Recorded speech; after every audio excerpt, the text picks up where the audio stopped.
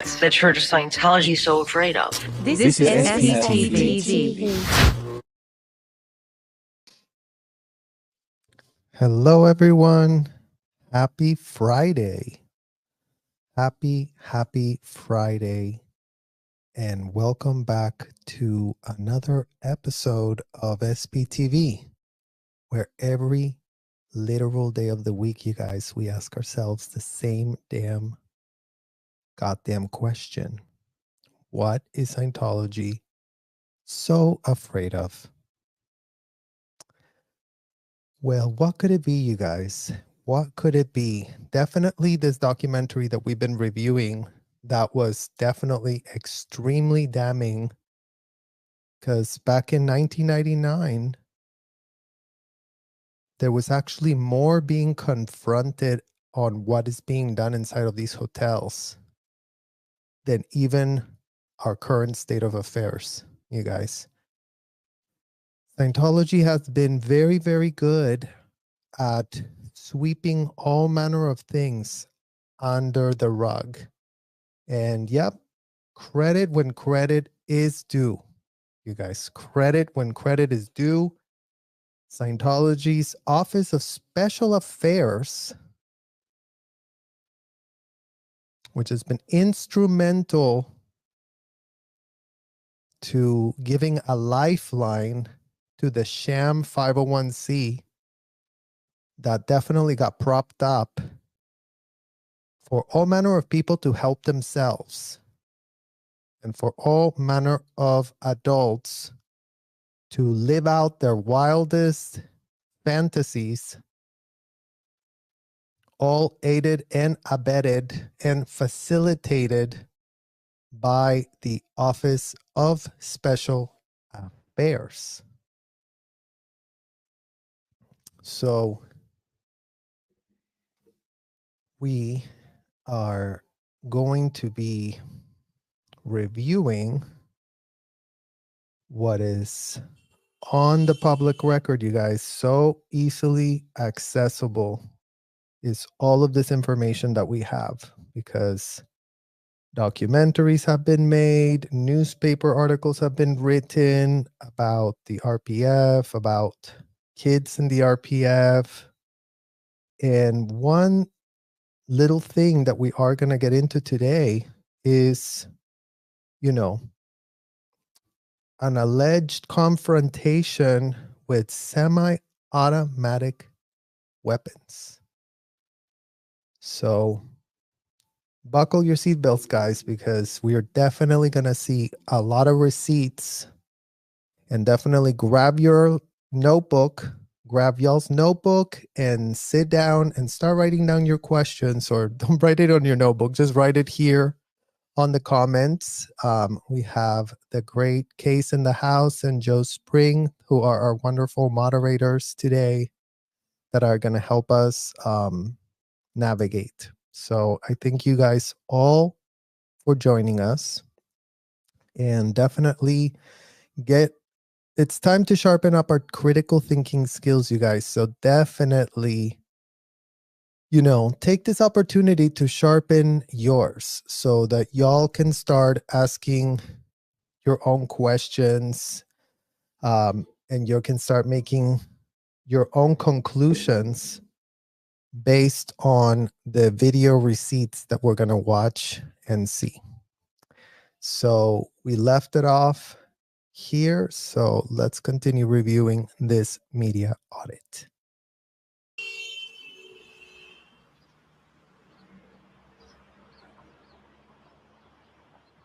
Pure luxury made possible by the RPF. Zero labor costs and $300,000 in donations for a private music studio, wardroom, and fitness center, all for the comfort of David Miscavige. If he decides that something needs to look a certain way, well, then that's how it looks. If he decides that things need to be done in a certain way, then that's how they are done. It is by his will, because he's the boss.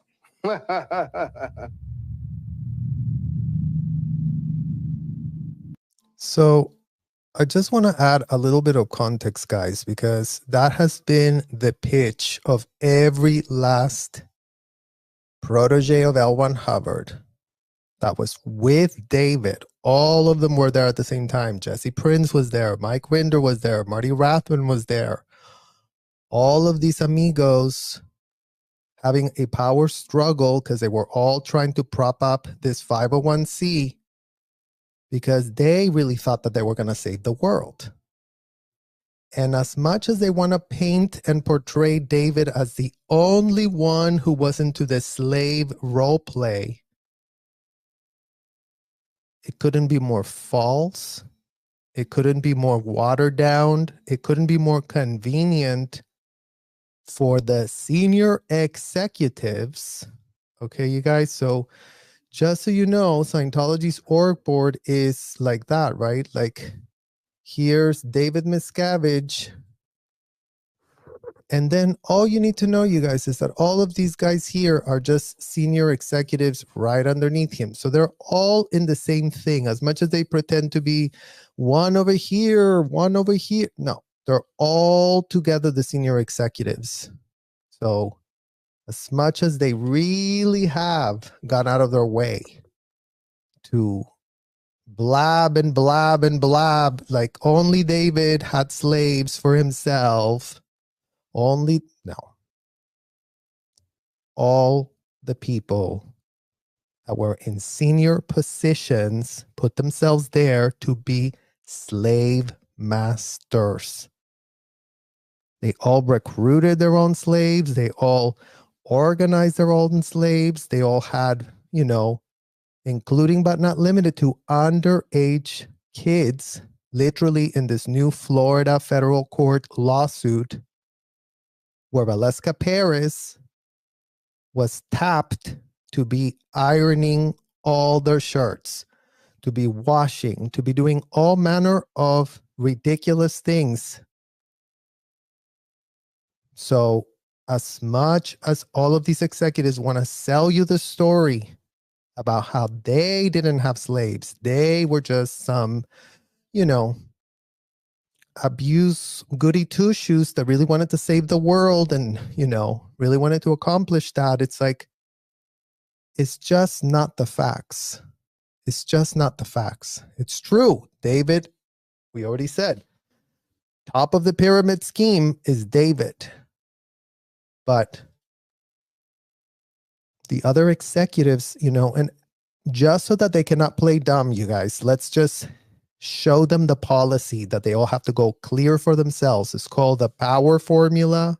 Okay, so L. Ron Hubbard really did take it upon himself to be like, oh, Simon Boulevard, if only he would have deputized people, then he could have kept control of everything. So inside the hotel, the policy is David Miscavige is Simon Boulevard, but then Shelly Miscavige is his deputy.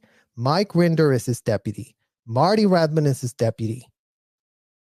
Richard Reese is his deputy. Debbie Cook is his deputy. Angie Blankenship is his deputy. Jenny Linson is his deputy. All of them are deputized.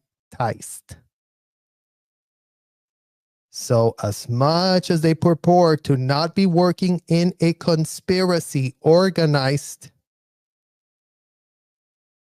it couldn't be more of a fake, watered down pitch for adults that find it inconvenient what they were all about when they were there having a jolly old time.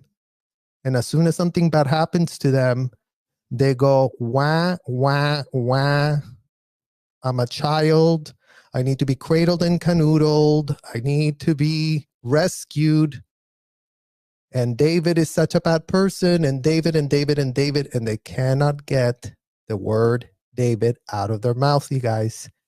And no accountability will ever be reached if all of these people that were there for decades, co-founders of the movement, the people that took it upon themselves to really mastermind. So how can we really pitch this to the IRS so they really believe that we really want to do a lot of nonprofit work?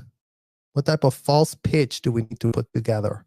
Oh yeah, just invent Narcanon, invent Criminon, invent Applied scholastics, invent that you want to help educate the world. Invent that you want to really help the drug addicts. Invent that you really want to help the criminal.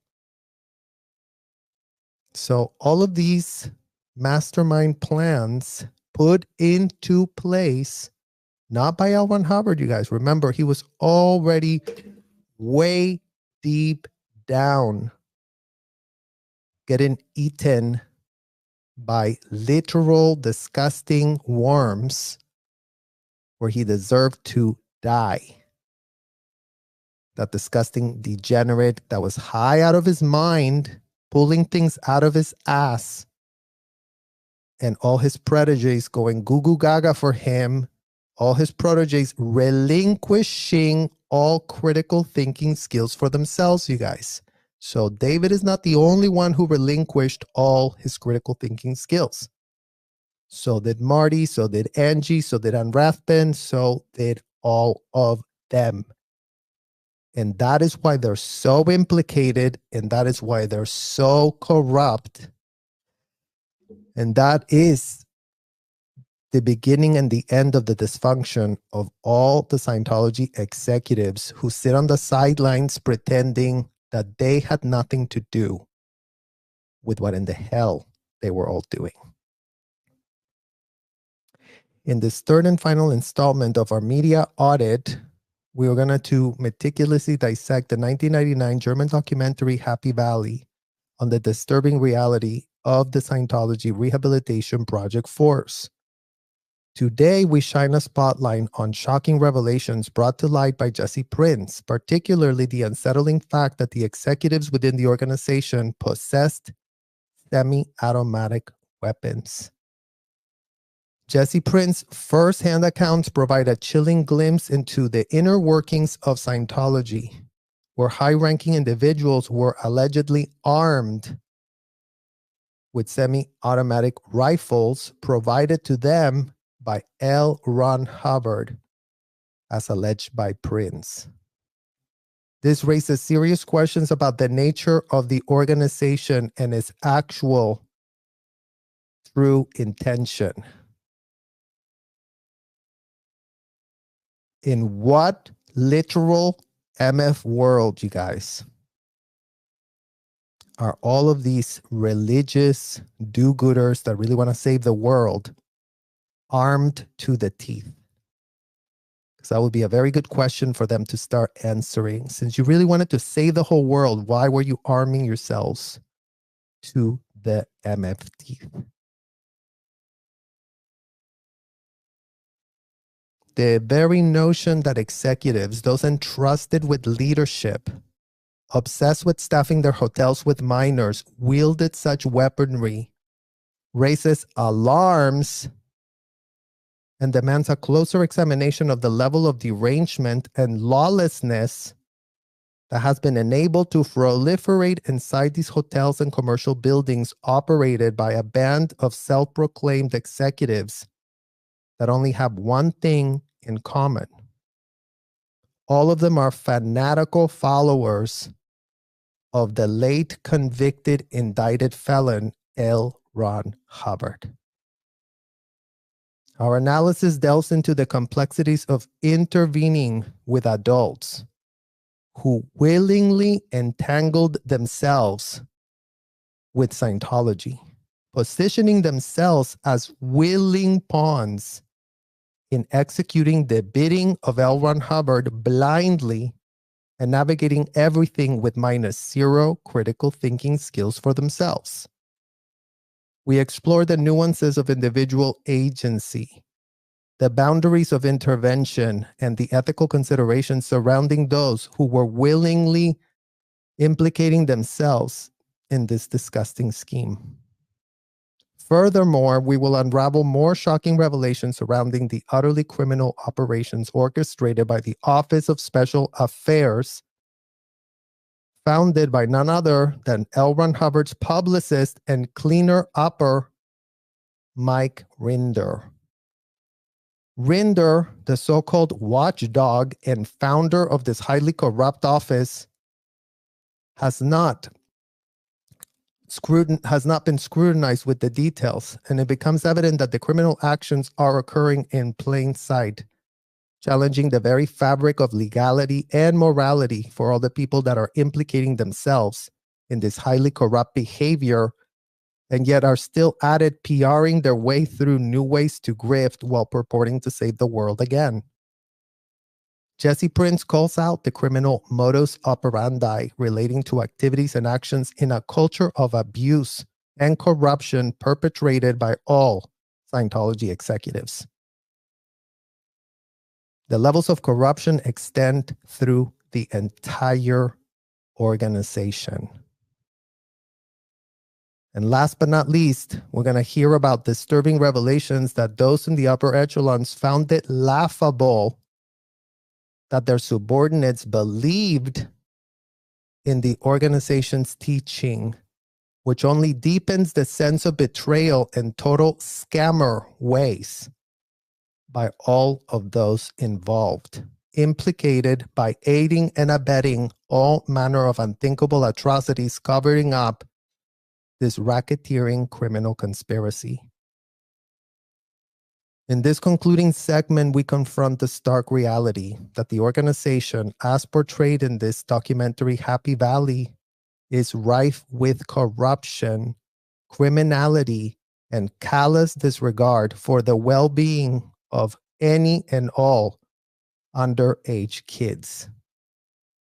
Join us as we grapple with the implications of those shocking revelations, pushing for accountability and transparency. In the face of an organization funded by a convicted indicted felon and co-founded by fanatical proteges of his that were only interested in making plans on how to traffic minors at an industrial-sized scale and get government fully implicated in helping them prop up a fake 501c scheme that they all worked so hard to get accomplished. Our only question left is, but why? Why was this allowed to happen? And why has all of this continued to be our reality as of this year, 2024? Because that is literally where we are today, you guys. In present time, 2024, nothing has changed at all. The magnificent villa behind the wrought iron fans, a lifestyle which includes a swimming pool, guest house, tennis courts, and private movie theater. Luxury in a high security area. The security there is quite phenomenal. They have the fences where they have ground sensors, where even if you walk near the fence, they know it. Lights start coming on in the complex. They have night vision cameras, night vision scopes, and they had a location, you know, that says, I mean, just that photo alone, you guys. I mean, they do say a picture tells 1,000 words. So for sure, we would love to hear from all the executives why this type of barbed wire is right in front of your so-called church. And since now we know that y'all were also hoarding guns inside there, that'd be great to start understanding what in the literal hell type of church you all were running. Right, you guys? Because you know what? It's not like the ATF is not really now having to get involved over all the crazy stuff that's coming up with Danny's guns. So all manner of weird stuff is what the Scientologists are about in terms of guns as well.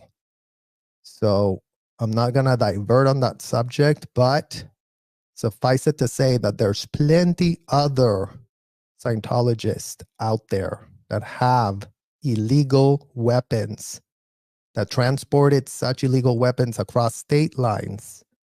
And I would know because I have photographic evidence of that.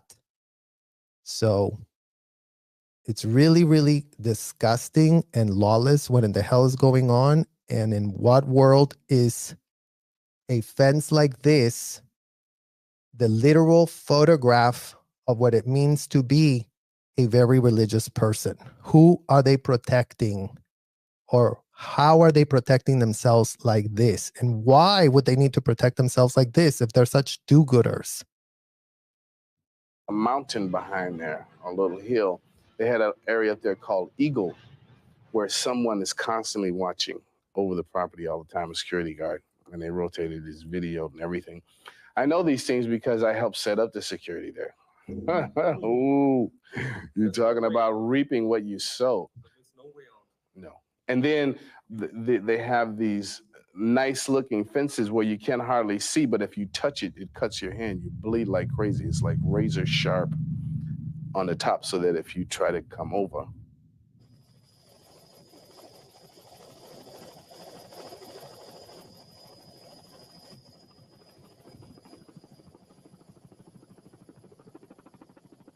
The international management of Scientology, that is the area, CSI, Church of Scientology International, which operates and micromanages all of its other corporations, such as Flag Service Organization here in Clearwater, where we are, is micromanaged from the CSI Corporation at Gilman Hot Springs. The facility that they have in Los Angeles is micromanaged by the facility in Gilman.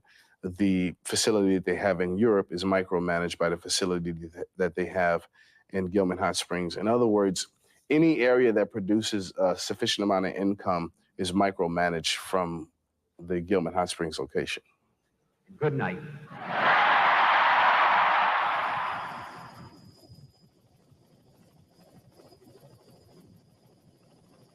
I was put in RPF.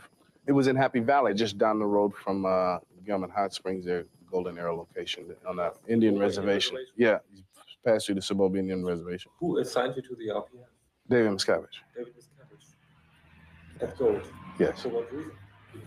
Because I wouldn't go along with his plan to get rid of Pat Nanny Broker, and I refused to do it. I refused to be a part of it. I refused to have anything to do with it. So he said, okay, I'm gonna have to get you too. They woke me up at 5 o'clock in the morning. You know, they love this element of surprise. And by the time I had come to the room, they had already gotten Vicky Azaran, who was supposed to be, quote unquote, the #1 person in all of Scientology.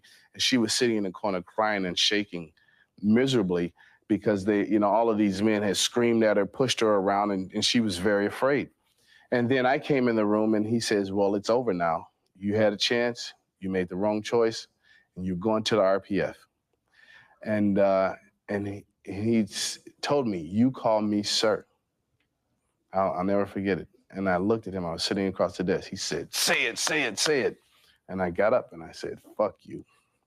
And I walked out of the room, at which point people tried to grab me, but I had karate training and I knocked them together and they backed off, at which point I ran to my room and got a rifle, a semi-automatic rifle that I had gotten from L. Ron Hubbard, because everyone had rifles, semi-automatic, fully automatic rifles, and a .45. And I came back and I said, what do you want to do now?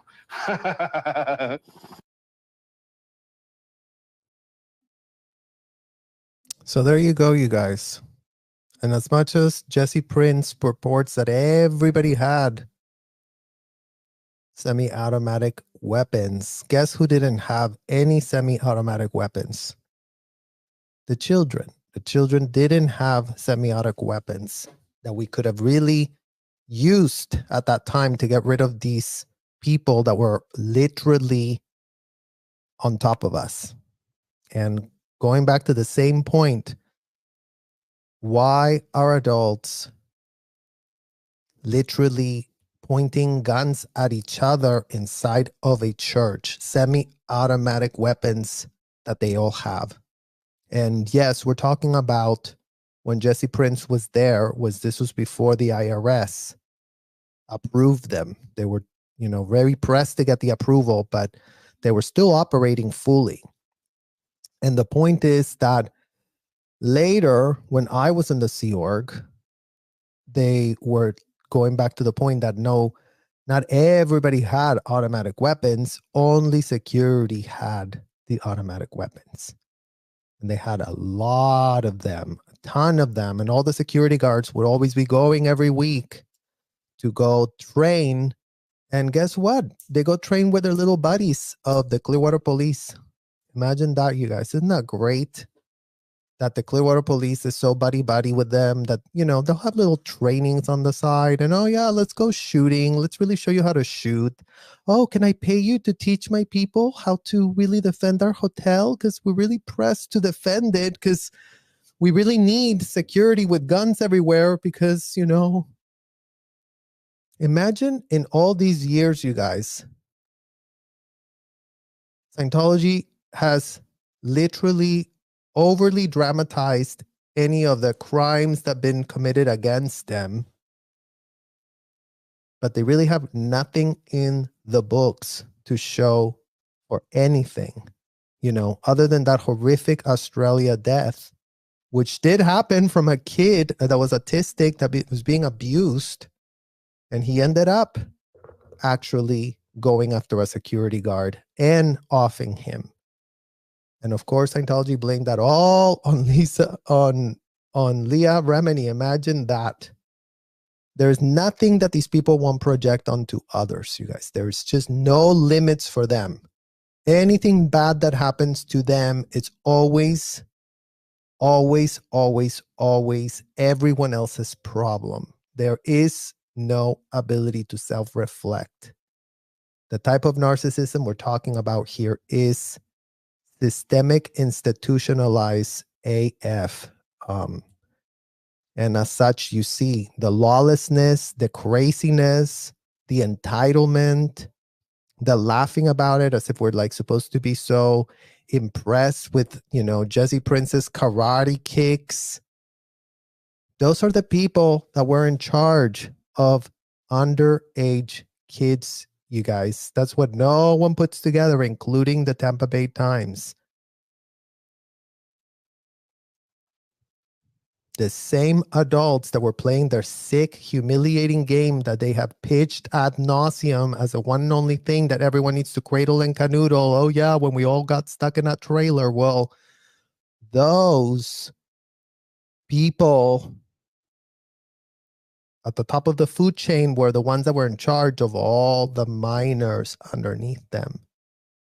Don't worry about it. Shelly and David had their own minors. So don't think that David and Shelly had no minors under net. They had minor slaves. All the CMO girls had to be slaves for Shelly. Shelly wouldn't lift a finger. She'd just get into her room, throw all her clothes on the floor, and then expect 3 girls to go run. Oh my God, sir. Okay, sir. Let me do this for you, sir.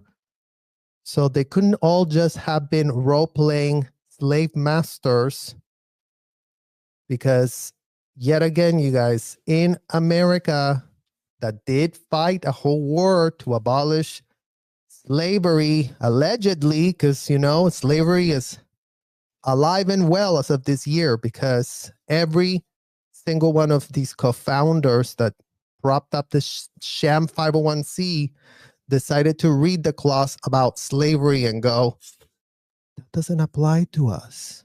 Slavery, L. Ron Hubbard pitched it, and we have in Monique Yingling a wonderful way to, instead of calling it a slave, we just call it a volunteer. And then all of a sudden, the courts won't suspect anything because it couldn't be easier to gaslight, right? Oh yeah, and we should just really get some vaults ready to start locking up some passports of kids. And just like that, we're going to have a religious place. Everyone grab your rifle. Let's really get the security going. Let's put more pikes around the fences. Let's put more motion detectors. That is how I was kept inside of the hacienda, falsely imprisoned for 2 years plus. With you guys know exactly what in the hell I had to confront, being twinned with a complete self-admitted disgusting man that was my job to redeem him. Imagine that, you guys. In what world is a child made the therapist, the so-called therapist, the so-called twin of that type of level of degenerate with everyone full knowing, including Debbie Cook, including Marty Rathbun, including Shelly Miscavige. All of those three people full knew. Angie Trent as well. So there's 4 people for you guys right there. They couldn't be more implicated. They couldn't be more full knowing. But everybody knew. Nobody gave an F.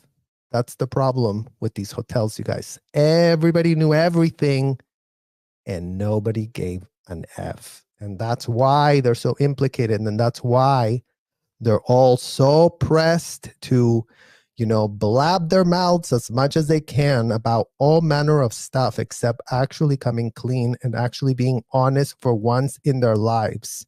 If not for them, for the kids that are stuck behind, that they apparently still, as of this year 2024, they didn't give a shred of an F for kids when they were stuck at the hotels.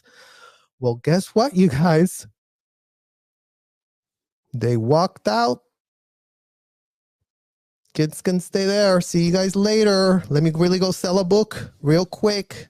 Where can I grift? Where can I sink my claws into next? Because David took our 501c sham that we all were so proud to have propped up. And, oh yeah, I don't want to be a used car salesman. I really want to grift. That was having so much more fun when I was doing that. And just like that, you guys, these executives could have started brand new lives for themselves. But apparently, they wouldn't want to be a used car salesman if they could grift. Grift, used car salesman. Grift, used car salesman. Oh, grift. That sounds convenient. That sounds about right.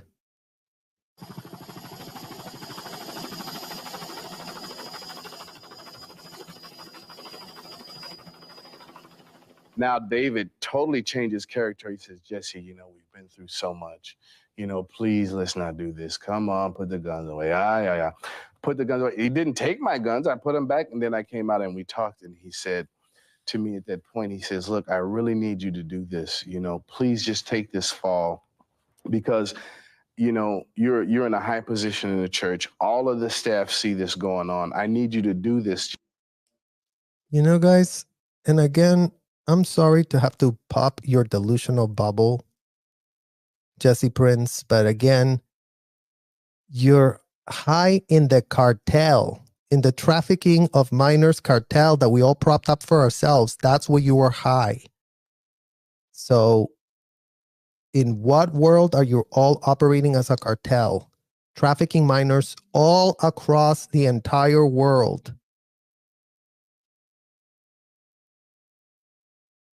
Having semi-automatic weapons inside your room given to you by L. Ron Hubbard. Aren't you so special to have gotten those guns? Aren't you so special that L. Ron Hubbard personally gave you that?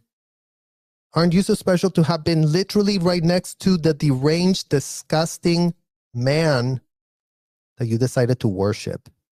That you decided to run by every last shred of red flag? And you decided to go, what would be a great idea? To blindly follow whatever in the hell this degenerate pitches. And what would be a very, very great idea is that I drop all my critical thinking skills. So in what world did you enslave yourself on your own merit and only got inconvenienced when David had his ill power trip to really hijack the power away from you and that other pathetic woman, Vicky, that was really, oh my God, what? You all were clowns from hell. So get off your high horse already and start actually contributing to the conversation with your own MF Duns. What did you do? How many kids did you personally traffic, Jesse Prince? How many kids did you expose to audits? How many kids did you expose to sec checks? How many kids did you give ethics handlings to? How many kids did you train to really go get whatever adult wanted to get their freak on with them? How many videos of that did you watch, Jesse, since you were such a technical, great master, whatever? Because that would be a great question to ask yourself in a mirror. Literally go to the closest one and really ask yourself that damn question. And then double reflect and double check, what have I done since leaving the hotel, and how many kids are still implicated, stuck in there, that I haven't given a shred of an F when I was there or since you left? Because start making that math make sense for yourself, Jesse Prince. Just like we tell Mike Rinder, your receipts couldn't be more unmatched. And your arrogance that you really took it upon yourself to blab in 1999 to really, oh yeah, I really want to save this from whatever. Well, you know what? You didn't save anybody. Because, you know, when you had the opportunity to be advocating for kids, including myself while I was locked up, this documentary, all you gave an F about is, oh, let's jump on the Lisa McPherson train, you guys, because the Tampa Bay Times really wants to, you know, cover that story because, you know, if this woman went out of her mind after being abused like this, and there's just a ton of minors all inside the hotel, then who cares? So you knew exactly what in the hell L. Ron Hubbard pitched, Jesse Prince, and your critical thinking skills are nowhere to be found in 2024. You couldn't be more implicated up to your neck and ears in propping up this sham.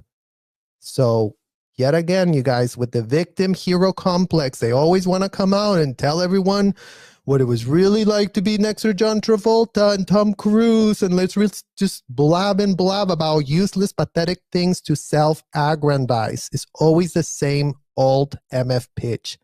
How do I make myself look better? How do I make myself look cool? I was really doing a lot of karate.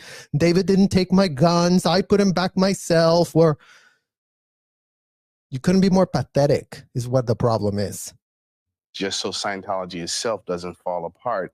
And if you do this, then I will come and take you and put you back in a position. And, you know, I didn't really care about that. And at the time, I didn't think that it would be a good idea for all of Scientology to fall apart because I'm still not straight in my head yet. So I conceded. Well, you're not straight in your head even today, since you haven't repudiated the technology that you did prop up, that you guys will see how, you know, later on he'll pitch. It's like, oh yeah, nobody was following the technology like how it's said to be followed. And that's what they always purport, you guys. And that's what they always did to us inside of the hotel. Everything would go awry and they would be like, oh, look, this policy, they didn't apply this. That's the reason. So it was all just a disgusting, sick manipulation scheme. But as long as adults are goo-goo gaga fanatical for that degenerate, convicted, indicted felon, there's not going to be any single shred of a change because they still refuse to acknowledge what in the hell they were about inside of those hotels. Happy Valley Rehabilitation Center for Recuperation of Inner Peace lies hidden among the mountains, only 20 minutes away from the center of power. Officially, the area is called Castile Canyon School. Over 100 people live here, including Miscavige, who is said to have been in the camp since 1995. Just like in a prison, someone come in, time to get up, security guard, 10 minutes, wash, dress, and then you're outside standing in the, you know, freezing early morning in California, shaking. They do a roll call, they count you just like they do in jail. They count how many people are there, make sure no one is missing. And then you're told what you're gonna do for that day. You eat a meal for 20 minutes and then you're working. In the near vicinity of the company's private golf course and the football field in Gilman Hot Springs is another attraction in the Scientology program, a circular spot. In the middle is a palm tree.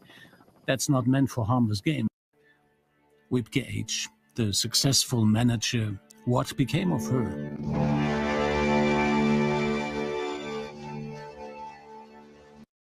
So this is the Where's Shelly Miscavige movement before anyone was asking for any women going missing, you guys. This is the photo of the woman that was, one of David's favorites in Germany, really expanding, really getting a lot of kids involved, literally, radicalizing people in Germany. That's why the German government was, outraged that this infiltration was happening, and never mind that they didn't have any success in Germany, you guys. They couldn't be more pathetic. They couldn't be more irrelevant. But the problem is they remain worldwide because, again, the only reason they have these centers worldwide is so they can have a place to grab one person here, grab one person there. They're not trying to save the entire world as all of these pathetic adults have alleged. Oh yeah, we really wanted to clear the whole world, you guys. That's what we were all about inside of those hotels. Bullshit. They were screening any person that could come to the hotels. You guys understand the level of clearances that David Cook required for anyone to have unfettered access inside of those hotels? Literally, they needed to understand that that person was 1,000,000,000% vetted, that they were going to be completely groomed, going to be completely okay with everything. So that really needs to be underscored. And yet again, we're underscoring here that a lot of people since 1999, where's this woman? Where's this woman? Let's really go save her. She's stuck at the hole. Meanwhile, so many kids are stuck at the hole and nobody gives an F. And nobody even knows their name because their parents put them there. Imagine in all of these years, no parents show a shred of remorse. All we get is, Sarah Goldberg and going clear. Oh my God, my daughter won't talk to me anymore. Well, what did you think was going to happen when you groomed your daughter to become who she became? Then we hear from Mike Grinder, oh my God, my 2 kids really hate me, really write whatever David tells them. Who raised your kids, Mike Grinder? You were a deadbeat dad. All David has to do is, give him a couple of special perks inside of those hotels, you guys, and all of a sudden, those kids don't know any better. Those kids are now getting treated more special, which really means nothing, but maybe like they get more days off. It's like there was always like special cases that Scientology's crisis managing to keep content, to keep, make sure that they stay VGIs is what they call it. VGIs, very good indicators. That means they're always like happy and not wanting to leave. So no advocacy for kids, all the advocacy in the world for adults that literally confined themselves, loved being degraded, loved being humiliated. They found it so thrilling to put themselves in that position until, they didn't like it at all. And then, they left. But they left with all the kids stuck at the hotels. They just left thinking, well, it sucks to be a kid. Better luck next lifetime. Letters to her brother. She wrote the last one June 1998. Her brother showed them to us as a sign that she was still alive. She said things were going splendidly with her and she was having a lot of fun. The lines she wrote give the impression that everything is okay. Supposedly nothing is happening with his older sister, which he needs to be concerned about. Where is she exactly? And is she doing well? Einerseits, on the one side, I know that she has done this voluntarily and on her own. On the other side, of course, it is clear to me that her thought is being manipulated. What is the extent of freedom? Where is the part where I can say with certainty that she wants things that way? I have to Wo leave ist that up to der her Teil, if I dass ich accept her sagen as kann, an mit equal. Sicherheit, das will sie so, das muss ich ihr unterstellen. On the other und ich ihr hand, das Gleiche one unterstellen. asks, if she is manipulated, Andererseits sagt man immer, what ist happened when jemand she spent manipuliert? 3 Was ist, years wenn in sie this 3 Jahre rehabilitation in diesem center? Are the trouble and the effort Rehabilitationscenter ist? which she has taken upon herself worthwhile? Sind die What happens when a monk goes into a Anstrengungen, die cloister sie and da talks with auf sich nobody nehmen, for 3 months? für sie die If Sache one wert? goes to a hermitage, what happens then? Was ist, wenn ein Mönch Must in we permit Klausur that? geht und ein Is it Vierteljahr mit only keinem redet, wenn unpleasant einer because in she's my ihrem sister Laden and it ist? happened to us in the middle of Hamburg? Was ist das? Müssen wir das zulassen? Ist es nur unangenehm, weil es meine Schwester ist und uns das hier mitten in Hamburg passiert? It's difficult for me. Schwierig für mich. Back to Clearwater, to the picket being held. It's difficult for him, you guys, and I haven't seen anyone else have this level of eloquent conversation over this whole obsession over let's really prevent every adult from making a bad decision for themselves. Let's really come in and intervene and tell them to not do it. And you know, guys, it doesn't work that MF way. Even with all the people that I was in the RPF with, you know who didn't like it there? You know who would have left in a second? I know that. And we've spoken about this ourselves, between ourselves, the kids that have reconnected after having been stuck in that prison camp where Debbie Cook sent us. And all of us wanted the hell out. But you know who loved it? Bingo. The consenting adults loved it. And just like we saw in that other interview, that blonde woman that couldn't stop raving about how incredible it was and how she got so much technology to do this and to do that. And she was having a jolly old time doing that. No one can grab that woman and stop her from engaging in whatever in the hell she was all about inside those prison camps that she loved. So it couldn't be more important as we get the Free Sebastian movement, Free Shelley movement, free all of the adults, all of the enablers, all of the perpetrators always get all of the attention. And you know the day they're really going to leave, you guys, when there's consequences for them. When they go, oh, you mean I could be implicated in felonies? Oh, no, then you know what? I don't like L. Ron Hubbard that much. Let me just, skirt.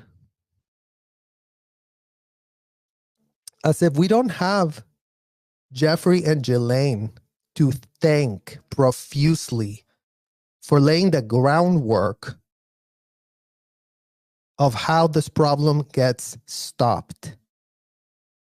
So yes, shout out to Ghislaine Maxwell and shout out to you, Jeffrey Epstein, who literally were the talk of the town, the ones that had the luxury hotels, the luxury villas, the luxury, New Mexico ranches, Palm Beach, come to our mansion, come to our dinner party, come to our event, come hobnob with us.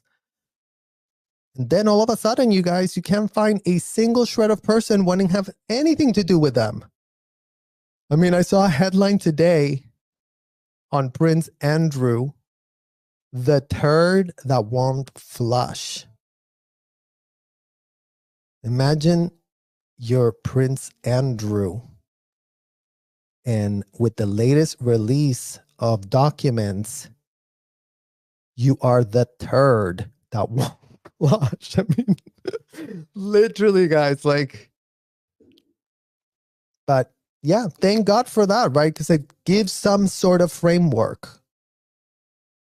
All of these child abusers that were hobnobbing with Jeffrey and Ghislaine, they all thought they were the coolest. They all thought they were really going to save the world themselves. They were going to MIT and they were going to all the type Ivy League schools to really rub shoulders. Very a la Scientology, who goes to all these people and finds professors that write BS dissertations about how Scientology could not be more religious if it tried. And that L. Ron Hubbard could not be more of a religious born God. So isn't that great that they had the exact same business model? Grab as many minors as you can inside luxury hotels, because as soon as they're in a luxury place, the police is easily bamboozled. The corporate media will literally fall over themselves all over the time period of the story because no one has a spine in America. You guys, they don't have a spine. It's nowhere to be found. The stories go with the wind as long as Bill Clinton goes and yells at Vanity Fair. Come to find out, stories just get squashed. Oh, yeah, well, never mind. Oh, yeah, sorry about that. Next time. So we are thanking Jelaine and Jeffrey for showing how the problem gets stopped. Not by cradling and canoodling adults that implicate themselves willingly, that pay for it, that literally sign all consent forms, and that literally go, here's my child, here's their passport, here's the signed contract, goodbye. Let me cash my checks. Oh, yeah, stop the payment on the school, stop the payment on the food, stop the payment on their clothes, stop. Oh, I got rid of my child at 12. Hooray, Scientology parents that can get rid of your kids at 12. Hooray for you. Laugh all the way to the bank because you're going to need those savings to start paying criminal attorneys, to start putting together a few pitches on how you can defend your disgusting selves. Because that would be very great for all Scientology parents that did take it up on themselves to donate kids to this trafficking hotel, that did decide to cash their checks on that little deal that they made to get themselves a visa. Oh, Scientology, you donated these kids to the Sea Org. Well, then you know what? We have great connections there. As if the public were not getting advices from Glenn Stylo at OSA, going back to Mike Rinder, co-founder of this place, founder of OSA, who really tapped Glenn Stylo. Oh, you come here and you handle all the passports. Let's really run our little passport sham from our Office of Special Affairs. Because all you ever hear him talk about, you guys, is, oh yeah, you know, the fair game I did when I really didn't know what in the hell I was doing. Fair game is the literal last of our MF problems, Mike Rinder. How many visa sham and scams did you and Glenn Stylo and Kathy True and Sarah Heller and Ben Shaw are implicated in? And how many of those minors are in that R1 visa program? Because again, as the watchdog committee person of this disgusting, abominable thing you founded, that apparently you couldn't be more ineffective to unfound. You could not be more ineffective to stop the disgusting things your office and your proteges that are still at it, following your advices, the hats you gave them, the training you gave them. So start taking responsibility for that already and start pretending that, you know, you really tried a lot to do a lot of things other than to help yourself. Held by the former Scientologists. This is Frank Oliver, who was an agent of the Secret Service of Scientology, OSA for short. That was me addressing a member of Scientology's Office of Special Affairs, probably, trying to get a picture of me as a former member of the office. By 1996, the Munich state attorney had already found out that Scientology used undercover intelligence methods as defense against inner and external enemies, and that it would not stop at criminal actions. The Office of Special Affairs is set up in Scientology with two purposes in mind. One is the Office of Special Affairs to handle PR, and the other is investigation. One works hand in hand with the other. Where there are areas that the church believes are detrimental to society, for example, in the areas of psychiatry, in the areas of the IRS, abuse maybe. Scientology sets up their investigative machine to work and then uses the information that they garner from that with their PR machine that they have, which is what they go out and they try and publicize this information. Now, it's not for the purpose of the general good of the populace. It's very self-serving. This document clearly shows what assignments are. So, and I don't know if you guys understood what he's talking about in terms of the PR arm, you guys, because Mike Rinder, little founding operation, Office of Special Affairs, what they would do is investigate all this stuff, figure out how to spin it, and then put up their little glossy magazine. Oh yeah, you guys, look at over here. The IRS, look at all this corruption we're uncovering from the IRS. And if you guys can only literally imagine that 3 high school dropouts, David, Marty, and Rinder, used that little magazine to wield power over the IRS so that they could be literally on their knees. Oh yeah, we wouldn't want to be published in your stupid ass propaganda magazine. Let's really grease the wheel so you stop harassing us. And just like this guy said here, look at what we literally have on the screen. One of the directives. This is what Mike Rinder spent 4 decades doing. Infiltration, bribery, buying information, blackmail. The last 2 are, of course, illegal.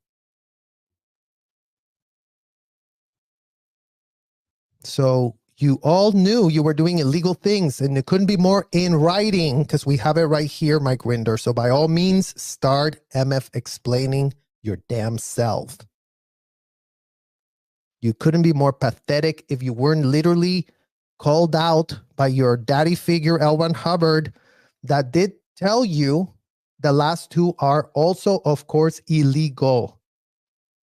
So we would love to understand how you were doing illegal things like this, all full knowing, all for as many decades as you did.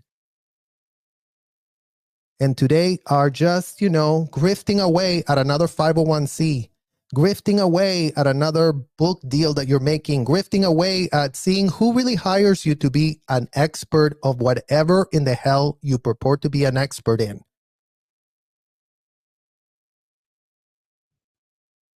Because what good is your expertise if it's all just self-serving? What good is your expertise if you only always give sanitized pitches? So go back and look at all your pitches and see which ones are sanitized. Because literally the policies speak for themselves, you guys. The literal policies, this is what he was doing for 4 decades. I mean, this is what in the hell you call a receipt in the real world, Mike Rinder. This policy here, explain it to us. It makes no shred of sense. We thought it made sense. We thought it was, y'all really knew what in the hell you were doing with your military uniforms, really gonna save the world. Well, you know what? Couldn't be more disillusioned AF that was just so pathetic and false. And to make matters worse, Jesse Prince just outed all of you pathetic goons as laughing over us, your subordinates, believing the BS. So I hope you, Debbie Cook, and Marty Rathbun are having a little laughing party for yourselves right now. Because we are not laughing whatsoever. The joke was done at our expense. So now y'all get to start paying for the joke that we never consented to be a part of.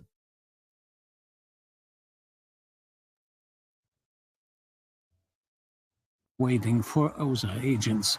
Infiltration, bribery, buying information, robbery, blackmail. Robbery. Investigations person, you hardly ever see them. They're the ones in the shadows finding out the dirt on everyone and everything. Critics, and bringing that to the PR so the PR can use it to make Scientology look good and to make them look, the other person look bad. Right. So that's how it works. They work with each other. OSA is also involved in monitoring telephones. We have a list of telephone numbers called from a public telephone booth in Miami. The assignment was to observe these booths in order to investigate the callers. They had so many projects going on at the time that my main purpose for being there was to be in the CAN unit, but they would pull me out of that room and put me on other related projects to, move them along a little bit. I remember sitting in a room and having to go through a printout of someone's phone bill and find out who all the phone numbers belong to. I don't know how I got a copy of someone's private phone bill. Perhaps by burglary? A training document for Scientology agents, which was confiscated by the FBI. See you guys. Right there. Documents on how to break into things. So, in what world did you really think you were ever saving anything when you were teaching your proteges how to steal, how to break into things? And again, this goes to show you guys how all of this, oh yeah, I really got into law enforcement. I really tried my best to shut it down. I really told them everything I knew. Really? Did you really tell them everything you knew? And they couldn't do anything? So you're telling us that the FBI is just lazy AF and doesn't give a shred of an F about kids, and doesn't give a shred of an F about laws, and doesn't give a shred of an F that there's just all manner of minors implicated in sham R1 visas that you and Glenn Stylo were master planning along with your little friend Debbie Cook there. Oh yeah, Mike Rinder, we really do have these 3 kids that they won't approve their visas. Is there anything you can do to help us? Because we really want to get started before Thursday, before 2, so we really can count them on the statistics so that we can really go and have a day off for ourselves. And so we can really claim down bonus. Remember, guys, Debbie Cook would give up bonuses for recruitment. They called it recruitment bonus. Oh yeah, you recruited somebody. Oh, here's $300 for you. $300 is what these people would put on the head of you bringing a minor to the hotel to be a slave for her. So when we say Debbie Cook is Ghislaine Maxwell on steroids and crack, add cocaine to that. She must have been on every type of drug to be that unhinged, to be that depraved, to be that literally no conscience whatsoever. She couldn't have enough minors. Every week she would yell at us, you guys, on Thursday. You need to all start doing your recruitment targets. I set the recruitment targets. You need to make them. Why didn't you make your recruitment target this week?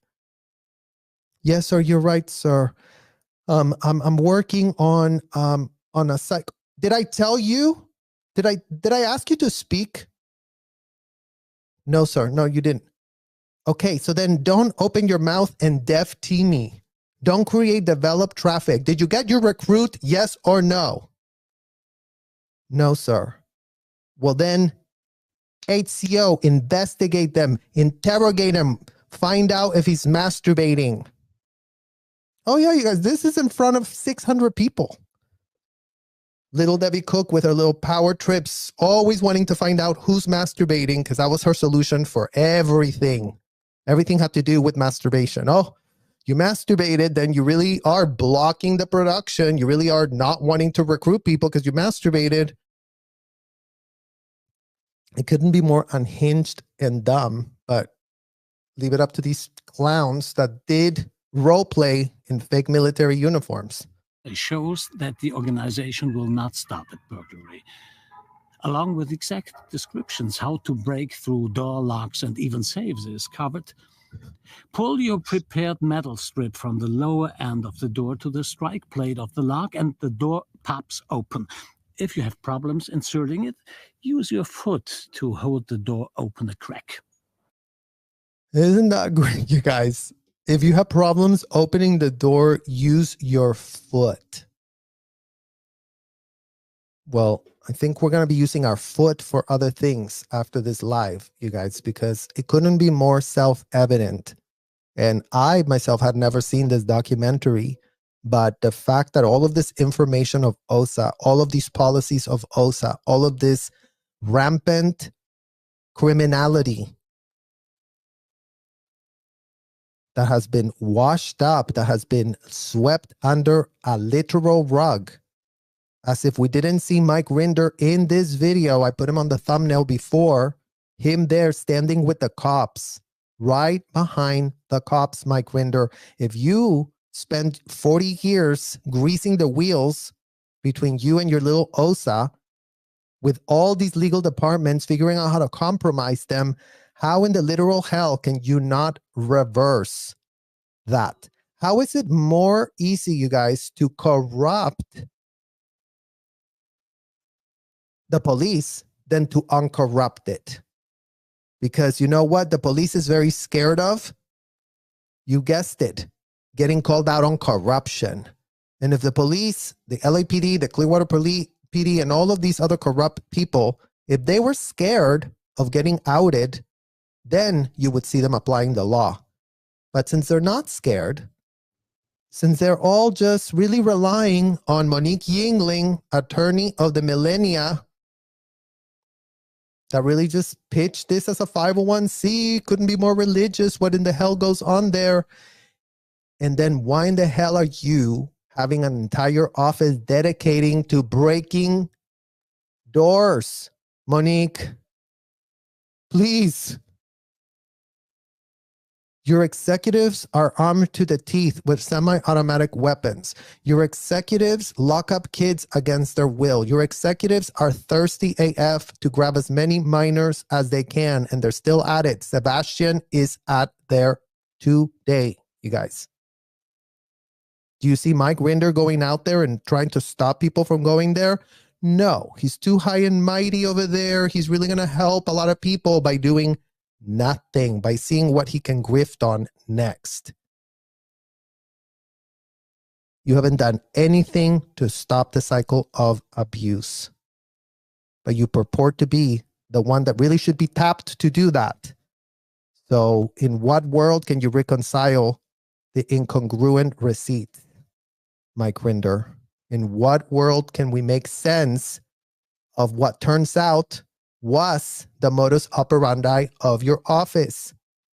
Because right here, we're getting some receipts that need explaining. So by all means, feel free to contextualize yourself. By all means, tell us how you and L. Ron Hubbard knew that bribery and breaking into places was illegal, was of course illegal, excuse me.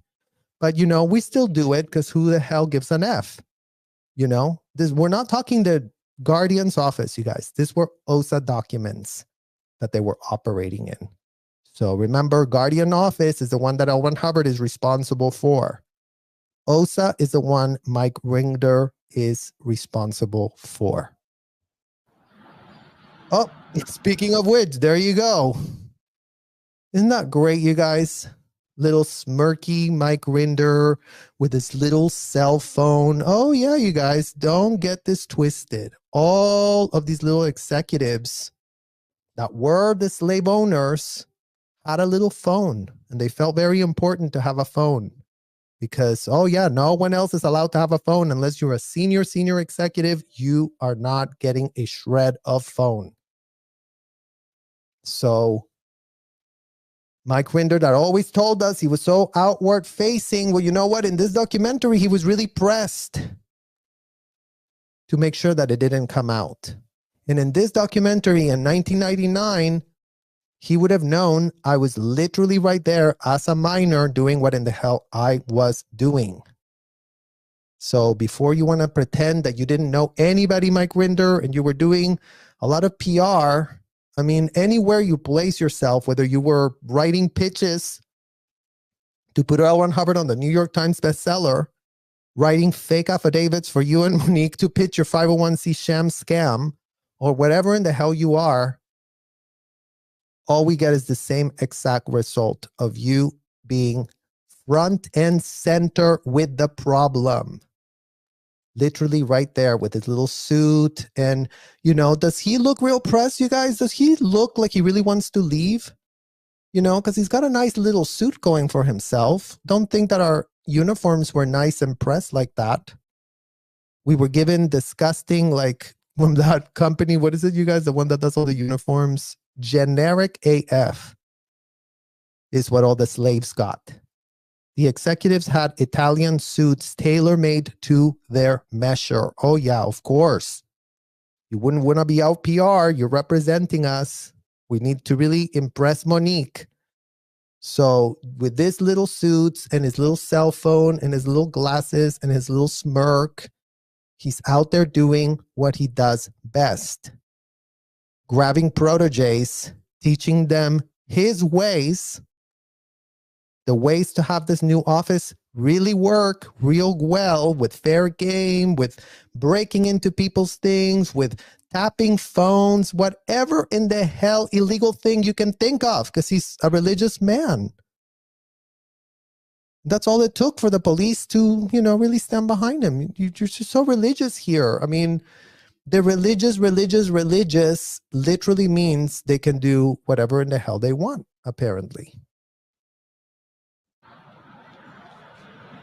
Your top guy is Mike Rinder. He's the executive director of the Office of Special Affairs. He knows everything that's going on. And above him is David Miscavige. Uh-oh, Mike Rinder. I didn't know that was coming, you guys. I mean, literally the truth corroborates itself. Your top guy is Mike Rinder, says a protege.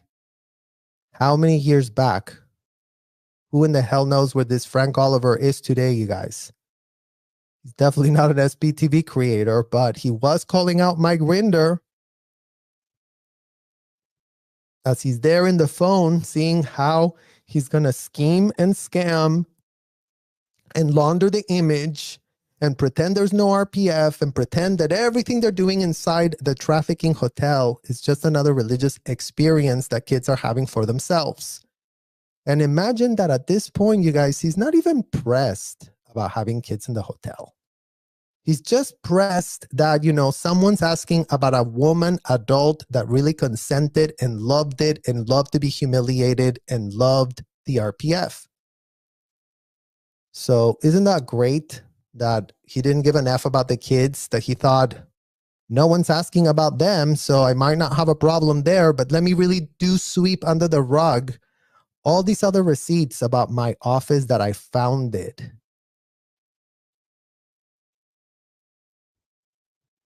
Everything goes from him to him directly. Hollywood Boulevard, Los Angeles. Workplace of Mike Rinder and gathering point for Oza. This is where the information is evaluated and prepared. Oh, so that was your little home for as many years as you were there, evaluating the information. Isn't that great, you guys? Evaluating the information. He sat in that office, read the most disgusting, unhinged, abominable things you can possibly imagine. Remember, only the most disgusting shit would be brought up to the top. Because in Scientology, going back to the master-slave program, the slave is supposed to handle the problem. If your problem floated up the org board, which is what they called it, don't let this float up the org board. You wouldn't want this to float up the org board. You wouldn't want to get bypassed. So by all means, Mike Rinder, tell us what you were doing inside of, not this hotel. You were not inside a hotel. You were in a commercial building in the middle of Hollywood, where you couldn't be more implicated if you didn't just get called out for evaluating and reading everything, where you didn't just get called out by your own protege, Frank Oliver. Don't forget, you guys, he controlled all personnel decisions to do with that office. That's how it worked, just like Debbie Cook. They were the top watchdogs of their own pyramid scheme. So if your own protege is calling you out, Mike Rinder, that you know everything, and yes, that you're reporting it to your little buddy, David Miscavige, and you both are scamming and scheming together, no one's saying you were both not good at scamming and scheming. So relax. You were both extremely good. But that luck is running out in this year 2024, unfortunately for y'all. Because your sanitized pitches could not be more clear AF to see. And it's all in the public record. It's like we don't even have to dig hard or anywhere, you guys. It's just YouTube. Prepared for further action. That not only includes Germany, Scientology's declared arch-enemy, but also the Federal German Ministry for Family, Youth and Health.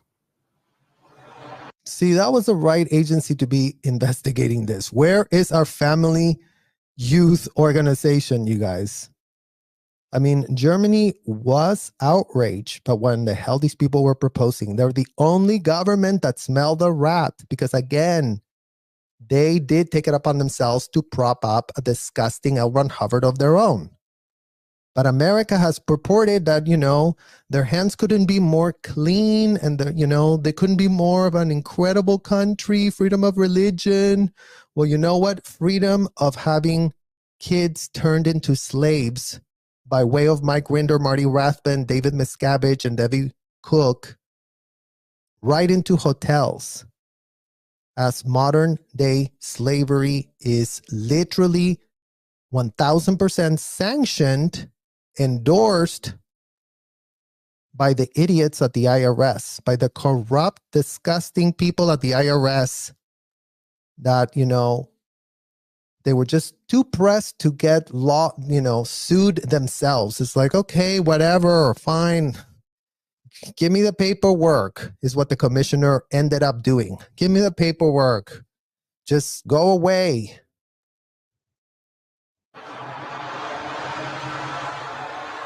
The method of operation against the enemy and the goal of the OSA agents is that one learns all his plans for the future and uses the material gathered either to bring him to court or to discredit him so that no one longer believes his statement. So another one of the big modus operandi of Mike Rinder, you guys. He would learn all the plans for the future and then use material gathered to bring him to court or to discredit him so that no one no longer believes his statements. Well, you know who no one wants to believe your statements right about now, Mike Rinder. So you have become literally the victim of your own venom that you spewed for all of those decades. Because with what straight face can you show up and say what in the hell you're purporting to say when you were literally all about gathering material to bring people to court and discredit them so that no one believes their statements? Well, lucky for you, we now have YouTube where we don't need your permission to make a single shred of statement and where we can ask questions. So you can be held accountable because you refuse to hold a shred of accountability for any of your actions. You don't want to get your ethics in, Mike Rinder. You don't want to make a change. You are choosing that every day. You're waking up in the morning, you're opening your eyes, your baby blues, and going, today is a great day to not change a shred of a thing. Today is a great day to come up with another sanitized pitch that I can just put real quick. Today is another day to really blame everything on David Miscavige and collect another check for myself. So in what world does that make sense? And by all means, push back on that. How are you not making a choice to not come clean? Because that's our question today. With this type of receipts, this is your orders. This is what you were doing. This was your order to do this. Your order to go and ensnare people in legal things like this. That is disgusting. And in what world do you literally have a directive to be a complete unhinged person? Because, you know, We never get these type of receipts, you guys. And you guys that follow crime and all of that can leave it in the comments. Where do you ever see evidence where they literally write down being unhinged, be illegal, break things down? Even the mafia, even the cartels, they don't write that down. They might do shady illegal stuff, but they're not all writing it down and agreeing on a piece of paper like complete and utter entitled degenerates.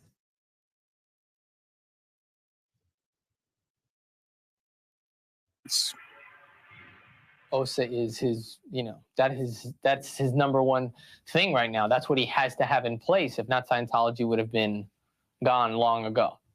So OSA keeps Scientology alive. Absolutely. You're blocking us. There you go, you guys. That's your protege's words, Mike Rinder, not ours. You are responsible for keeping Scientology alive.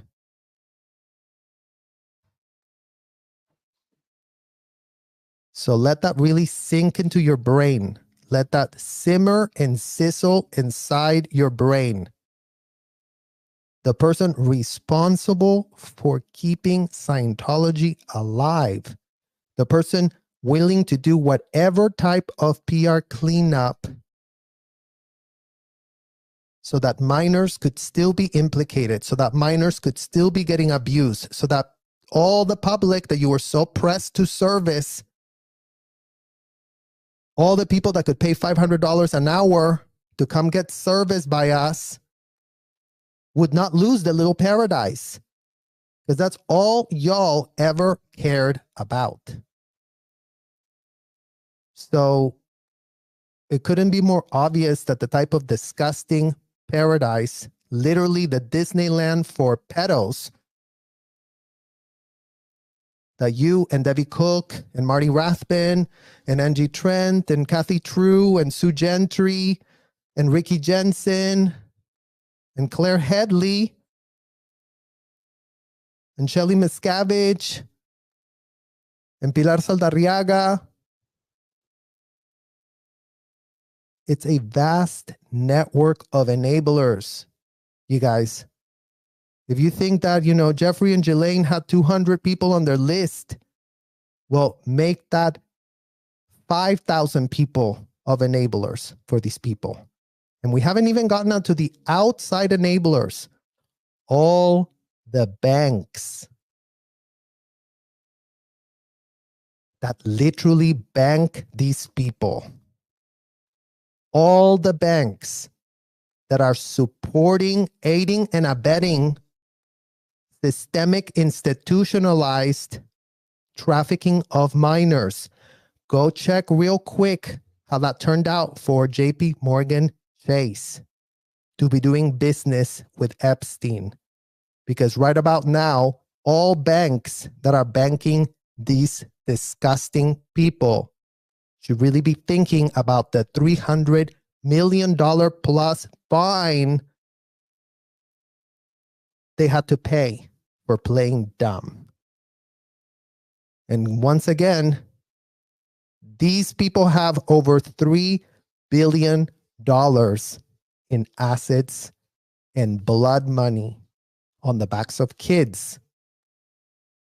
So good luck explaining those associations, banks of zero due diligence, zero critical thinking skills, zero, you couldn't be easier to literally manipulate, gullible AF, because you just see, you're going to bring a lot of money. Okay, let's set you up at the VIP. We'll bring you champagne. You're going to be one of our greatest clients. We're really going to help you invest your money. We're really going to come up with a real estate, idea so we can just park all these buildings everywhere.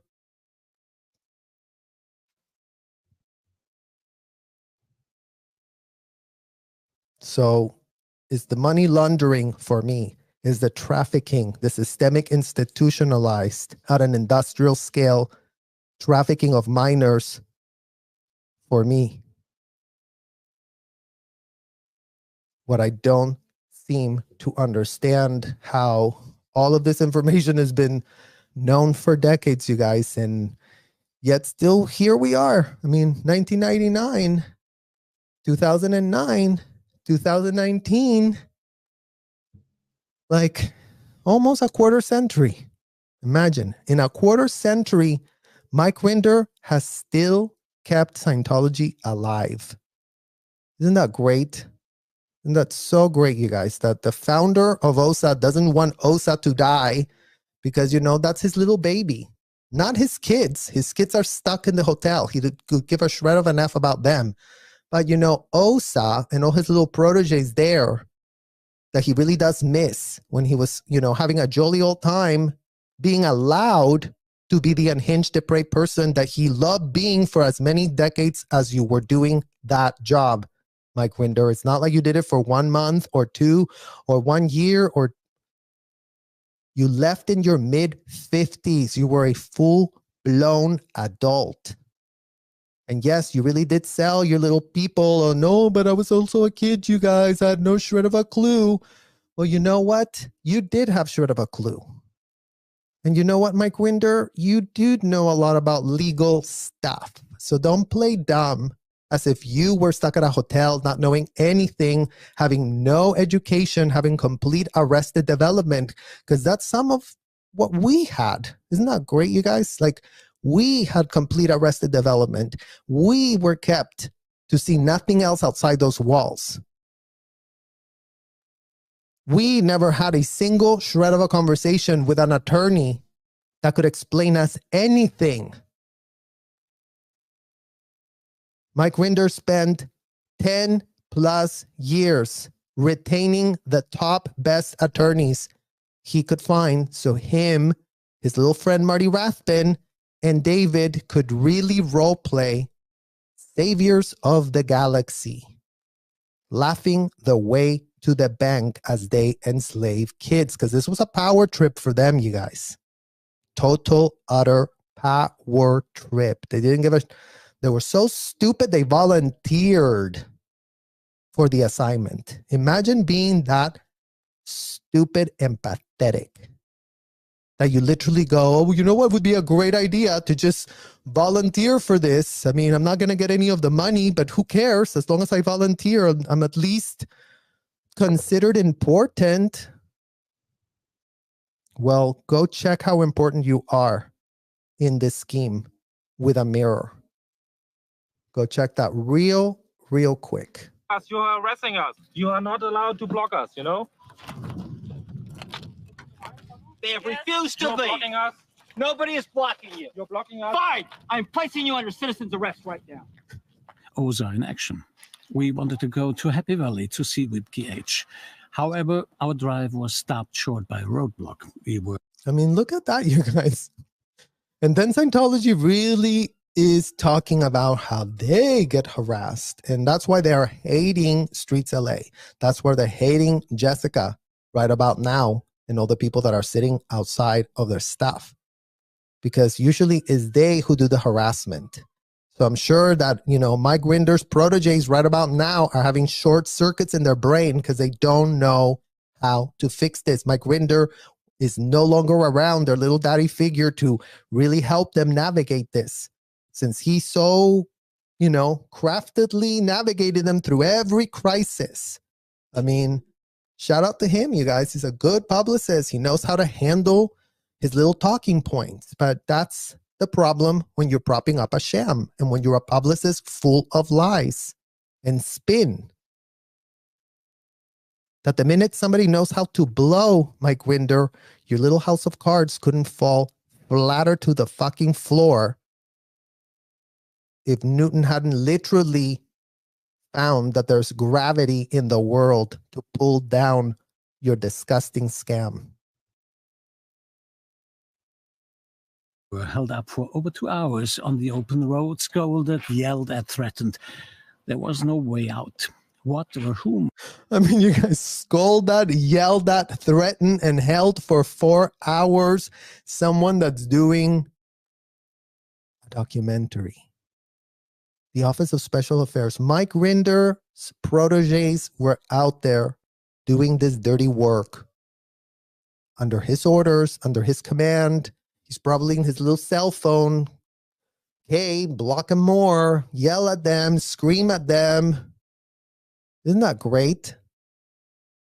And if they were doing that to adults that could have gone to the police, that could have filed charges, that could have gotten them implicated in something, you can actually start understanding the type of problem these kids have inside of the hotels.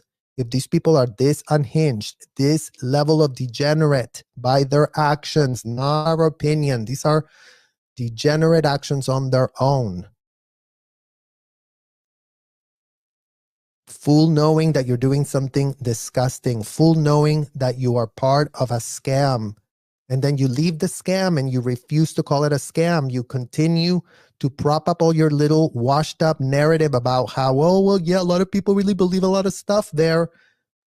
And today you literally got outed by Jesse Prince telling us that you were all laughing behind closed doors, laughing at the stupidity of your subordinates that were paying to be L. Ron Hubbard proteges, that were paying to be the courses, that were paying to give you their children for a chance to be a part of your hotel operation. Where do I sign up my kid?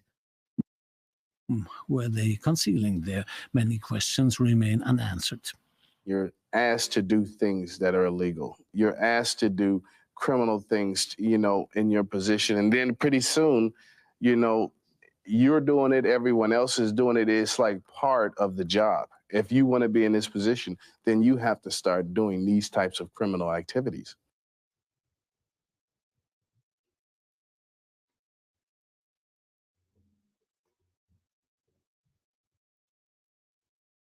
So if everyone's doing the criminal activities, then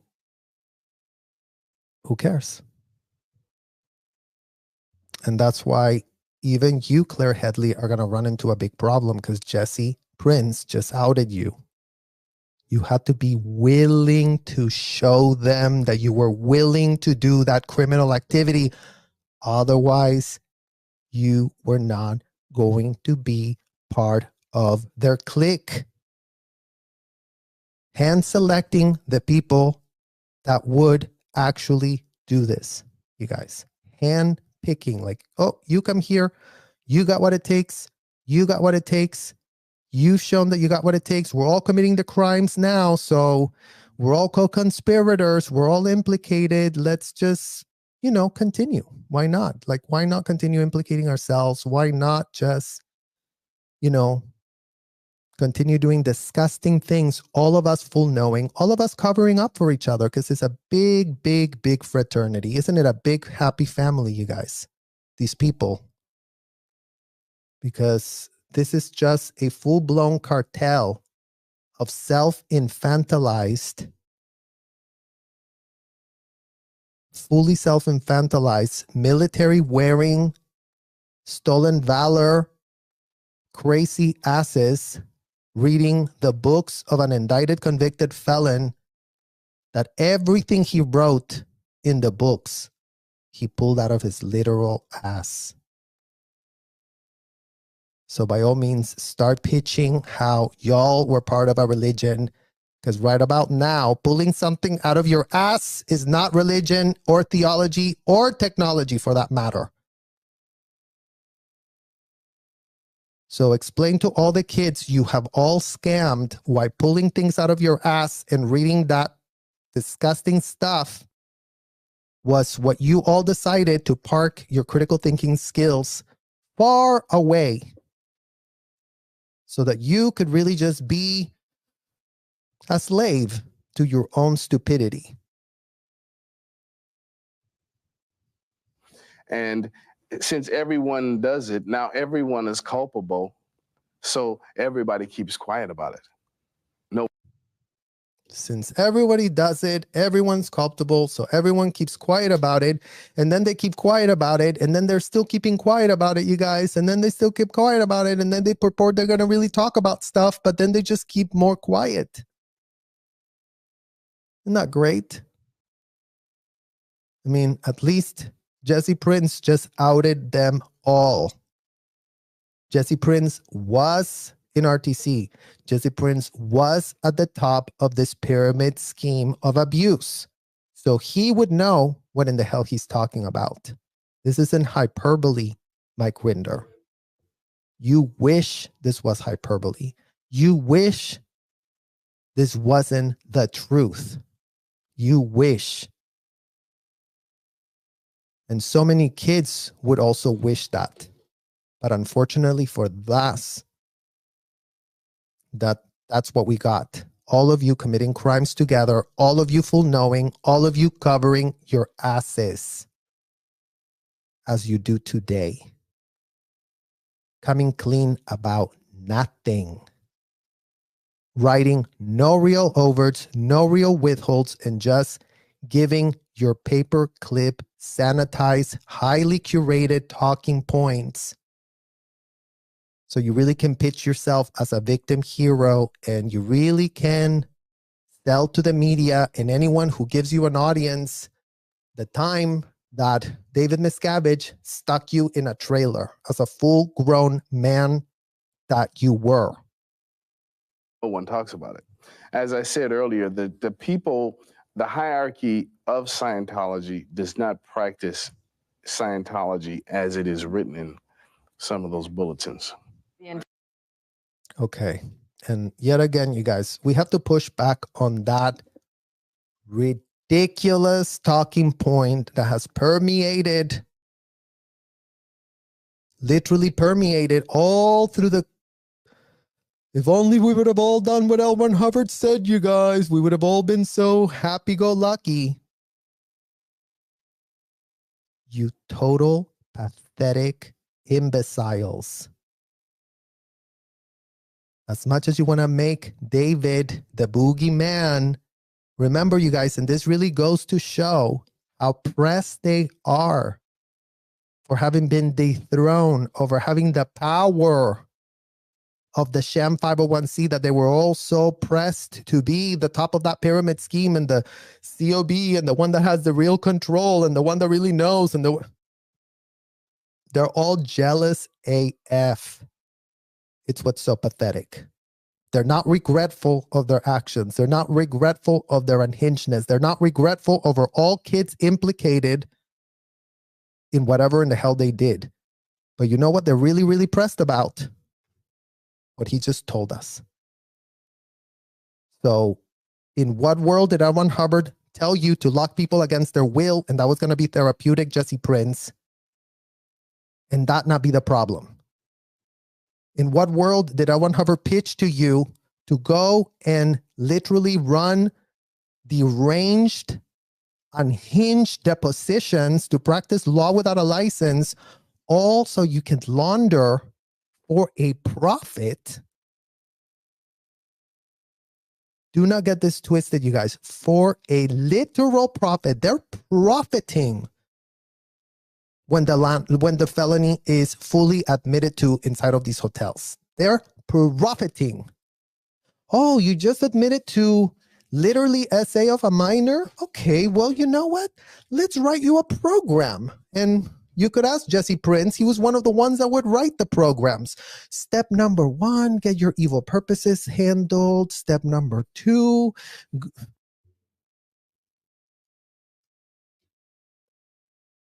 so go double check Jesse Prince with that ridiculous delusion and fantasy, infantilized AF. All of you who really thought your little daddy figure, L. Ron Hubbard, really did figure it all out for you. And as long as you would have all just been good little boys and girls that really followed his thing to the letter, then you wouldn't have been in trouble.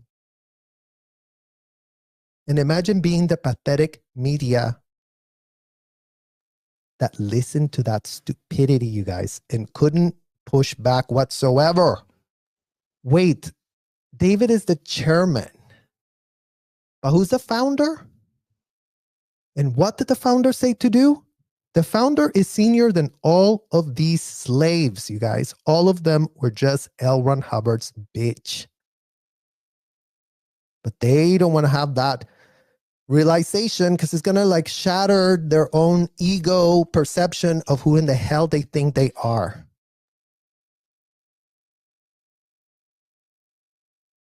So no more of these pathetic things about how if we would have just followed L. Ron Hubbard to the letter, you guys, then everybody would have had a jolly old time. It couldn't be more ridiculous. What in the hell you are all saying?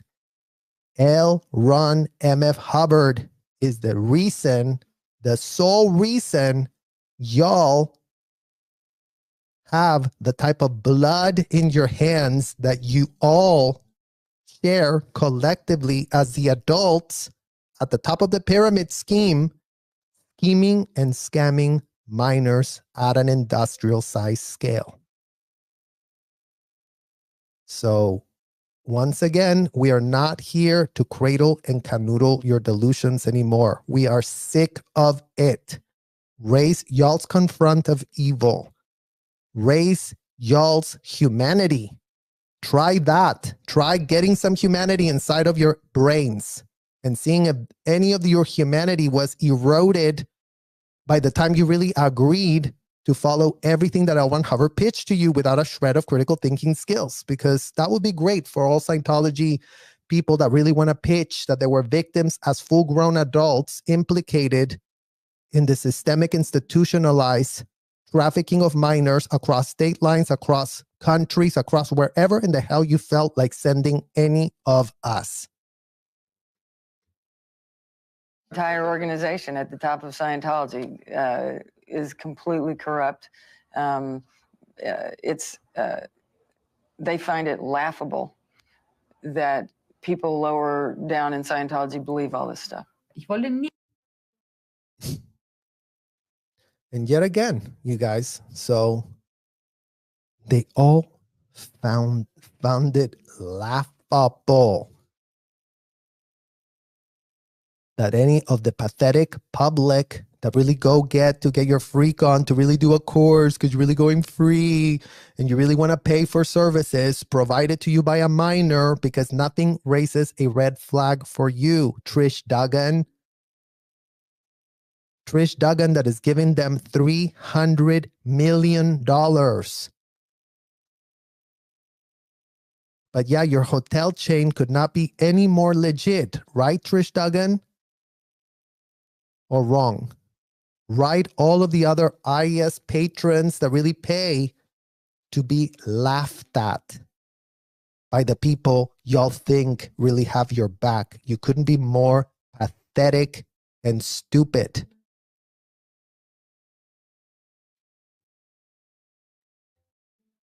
I never wanted to be like the others. I always wanted to be different. Then I met people here who wanted to be the best of the world. They wanted to help other people.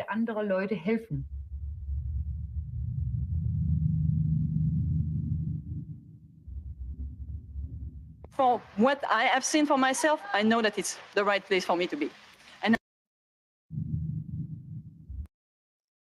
let's really look at this picture, you guys, because right here, literally, who we have to thank for all of the trafficking that took place when we were minors. When you think about Laura, think about all of these people right here being fully implicated. When you think about David Miscavige, it's all of these people here that had complete agreement in her being tokenized, in her being commoditized, in her being just shoved off to the side.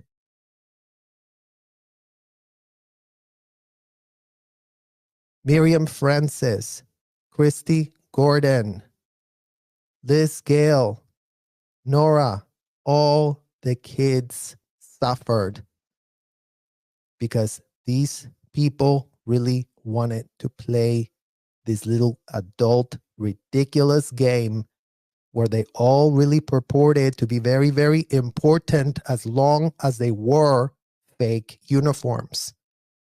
So how can that be? How can that literally be that you were all had all these people helping, all these people know, all these people were okay with kids getting locked up against their will. All these people were totally okay with normalizing this at an industrial size scale and then really delude themselves then really make themselves infantile to be like, we're playing a game. We're going to clear the planet, aren't we? We're going to get real far with the words of a convicted, indicted felon. We're really going to do a lot of good for people. Imagine if Charles Manson would have amassed this type of army, you guys. So just as you look at it again, think about all the fake narratives and pitches that were propped up so that this didn't smell like Charles Manson. Imagine that. Imagine that Mike Rinder is in charge of all the sanitized pitches of a disgusting degenerate L. Ron Hubbard, so that everybody bought the pitch that just L. Ron Hubbard was a great humanitarian, and let's really like put up a museum. So we show L. Ron Hubbard here smiling. Oh, look, he's such a humanitarian, guys. We really want to save the world with all our humanitarian stuff. Oh, just write a bullshit pitch about how he was an Eagle Scout and just prop him up. Just write whatever bullshit you can think of. Like, don't check it. No one's going to check it. And then they get double checked. And then they're like, well, L. Ron Hubbard's military record says, oh, correct. So thank you very much for all of these executives that are literally playing dumb as we speak, either still complicit in the abuse of institutionalized child trafficking of minors at an industrial size scale, or, you know, since they really have walked out of the threshold and are either on a payment program collecting checks for themselves, as most of these executives are, you guys. Don't think it's just Debbie Cook. Don't think it's just Angie Blankenship. Don't think it's just Marty Rathbun. Don't think it's just them. So yes, Mike Rinder didn't get that deal. So poor him. Poor him. But plenty of other executives that you see in that photograph today, as long as they had incriminating information, well, where am I going to send the check again? Says Monique Yingling. Okay, cool. Here's your 50 grand a month. Here you go. But every month you have to collect it, because every month we have to make sure you shut the F up and you didn't say anything and you didn't open a YouTube channel and you didn't, you know, decide to come to your senses and you didn't go to the FBI and you really have an NDA. So yeah, 50 grand will just show up at your account every month. And we have unlimited amounts of blood money of kids. So this isn't doing anything to us. That money leaving, coming, could be no more irrelevant to them, you guys. But you know, that money really does come in handy for the crooks like Debbie Cook. Because Debbie Cook then just goes and prounces around Texas and, you know, gives herself the good life that, you know, she never got at the hotel because she was working so hard, trafficking as many minors as she could to really, you know, leave the whole experience and, you know, call up ABC News real quick. Hey, Dan, can I really talk to you? Yeah, I left the hotel already, but I would love to tell you how I had a great time doing it. I was such a highly respected, high executive. And let me just tell you about David, though. I really want to tell you about that tea. That's all they want to do. Talk tea about David. And the press is like, oh my God, I'm on a plane. I'm on the next plane, Debbie Cook. Let me really run and grab a camera person to really interview you and really sit down and really hear what you have to say. Because, you know, America needs to know. America really would love to know what in the hell is this. For what I have seen for myself, I know that it's the right place for me to be. And I know that we are dealing with the truth. They're not only in... And there you go again, you guys. Like, I'm telling you, you cannot save these adults. When they're fanatical, goo goo gaga for L. Ron Hubbard, nothing you will say is going to shake that certainty. Because they are so implicated, like Jesse just said, they've already committed so many criminal acts, they cannot see themselves outside of the organization. There's no world they see themselves outside. That's Shelly Miscavige for you. That's why she doesn't come out. That's why she loves it in there. But none of the minors that got stuck in there love it. Possession of the truth, They have also their own mobile security troops. The Scientology sheriffs dress like police and follow you around step by step. Sir, it's private property. Could I ask you to leave? Yeah, it doesn't say private. Oh, look at this little security guard. Isn't this Ben Lowry? Ben Lowry, the security guard, you guys. Another cadet that then was turned into this quasi-police. Didn't I tell you they go and train with ex-police officers to really cozy up with them and to really pretend that, you know, they have their own police force and we're just going to have two buddy-buddy police force. And aren't we such little buddy-buddies, all the police from the LAPD and all the police from the Clearwater PD who really, really, really are buddy-buddies with these people. They're so familiar. I mean, literally sleeping with the enemy. As Hubbard said, true is what is true for you. He also thought that they... As Hubbard said, true is what is true for you. I mean, yeah, you guys, thank you for pointing that another fake pitch that these people give to themselves. Well, it's true for us. So if children are adults, then it's true for us. So we can do whatever in the hell we want. L. Ron Hubbard told us to launder felonies. That's the technology we're using. We know what in the hell we're doing. Whatever's true to me, it's true to me. I mean, if that's the definition of truth, all of y'all have a lot of explaining to do because that means you are an infantile child. Only children would be like, whatever in the hell I think it's true, it is.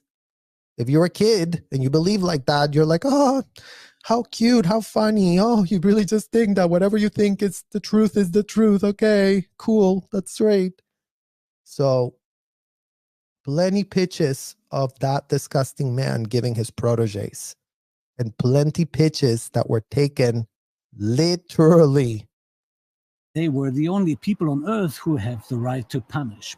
According to whose rules? According to Hubbard's rules, which are still rigidly kept today, 14 years after his death. Oh my God, you guys, look at this kid right here. I was with this kid. His name is Mike. I'm not going to say his last name because, I don't know, just because we're he the was a only people minor. on earth who have the right to punish. According to whose rules? According to Hubbard's rules, which are still rigidly kept today. This kid right here that you see right behind the police guy is another minor recruited by Debbie Cook to become a course administrator. So he was the one that had to get us all the paper, all the clay, all the stuff, all the dolls that we had to use to groom the people that were doing the courses. But again, it's like our whole entire department was pretty much comprised of underage kids, the so-called training department. So in what world are you selling $10,000 courses to skip medical and law school altogether, Debbie Cook, and with a straight face, invoice those courses for 10 grand, and then here's your supervisor, a 15-year-old. 15-year-old? Oh yeah, but they're an adult.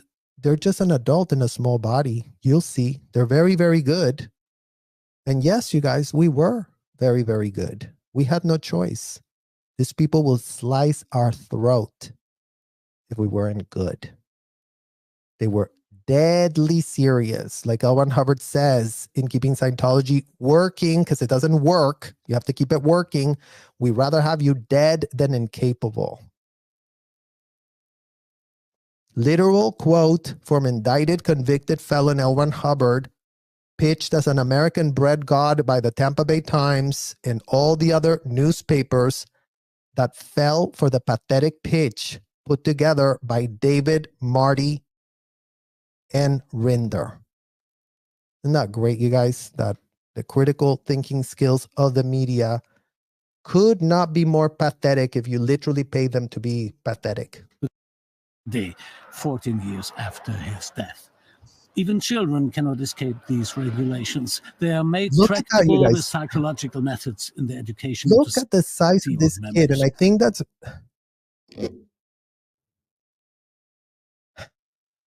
Look at the size of that kid.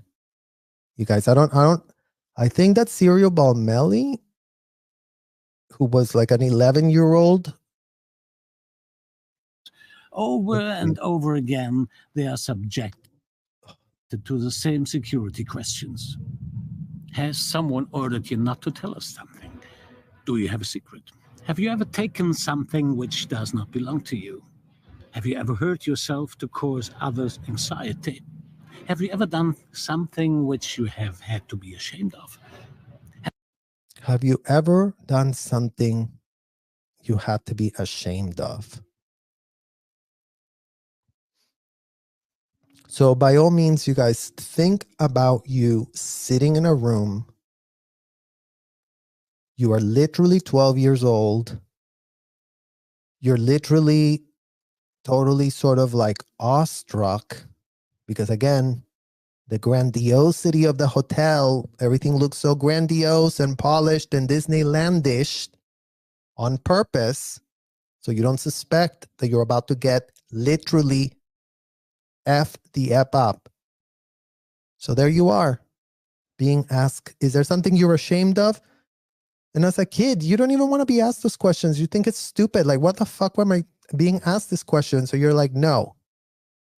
I'll repeat the auditing question. Take another look. Take another look. No, I'm not ashamed of anything. I'm fine. I don't want to talk about this anymore. Well, we're going to have to find out what you really are ashamed of. So I'm going to repeat the question again to you. What are you ashamed of? Have you done something you should be ashamed of? What is it that you're thinking about? What are you thinking about right now? What do you think? What's that? What's that? What's that? In what world is that disgusting depravity a religious experience, you guys? Children couldn't put the cans down. Children couldn't say stop. Children couldn't say no. Children couldn't say shit. We had to sit there and take it for hours and hours ad nauseum, being driven. Let's go start another chain. That would start another chain. That would check another question. And they couldn't be confusing us more. Telling us to think of another lifetime where you really did do something. If this question doesn't apply to you right now, well, take a look at another lifetime. Figure it out. Figure it out. And it's just gross, grotesque AF. Have you ever done anything criminal? Have you ever knocked down a smaller child? Have you ever done anything criminal? You guys, I mean,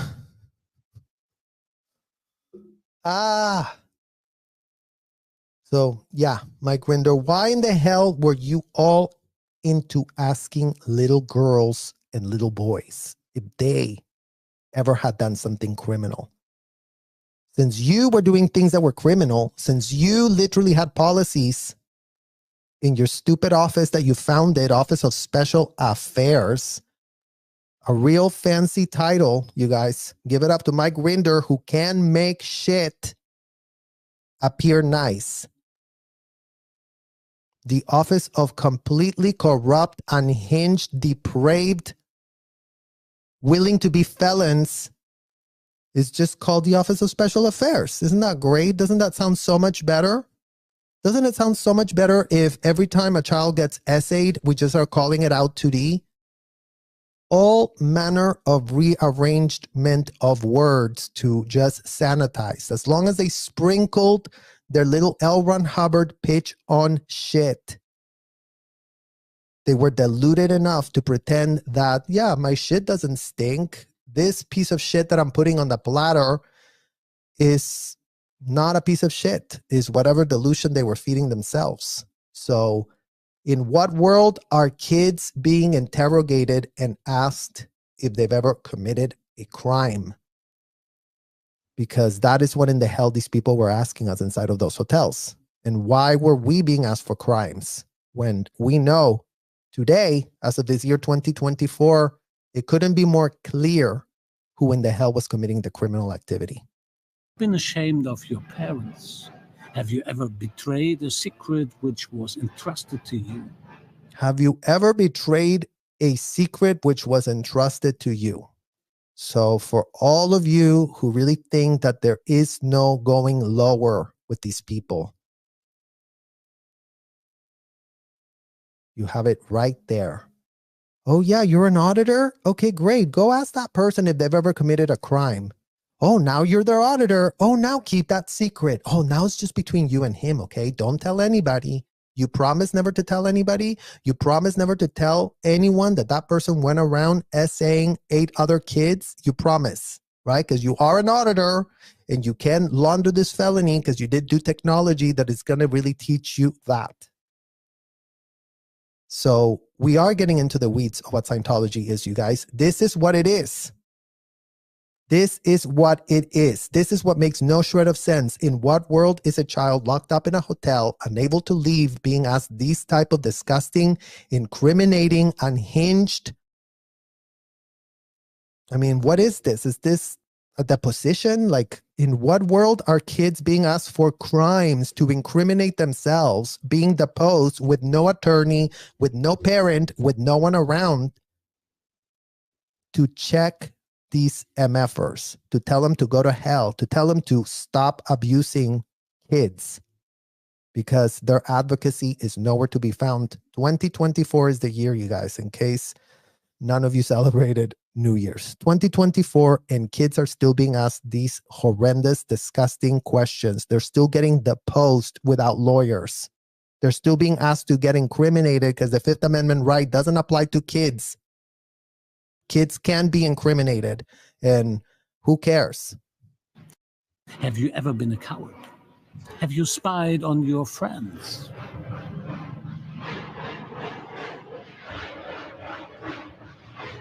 L. Ron Hubbard. I mean, look. Correct answers mean happy faces. But look at the ages of these girls, you guys. I mean, just let it really fully sink in, because these are all the kids. Super young. You see the first 2 ones here, they look so young. And the problem is, remember, most of them start so young, and if you see them a little older, it's only because they've been already there for 5, 6, 7, 8, 10 years. Because, yeah, breaking news, all Scientology executives like them young. Very much like Jeffrey Epstein. You know how he liked them young? Well, you know what? All the executives, the women and the men, don't think it was just the men, you guys. Do not for a second think that inside of these hotels is a male or female problem. They're both utterly deranged. They both go around pretending all of these kids were not kids. All of these kids were adults. All of these kids can get locked up against their will, and we will shit on them if they complain. And we will abuse them more until they stop complaining and just take it. So would love to hear from you, Marty Rathbun, and from you, Mike Rinder, why all these kids were being treated like that. Right about now, we really need to start understanding something, because the more we watch, the more shit is not making a shred of sense. the fun stops for these children with failure.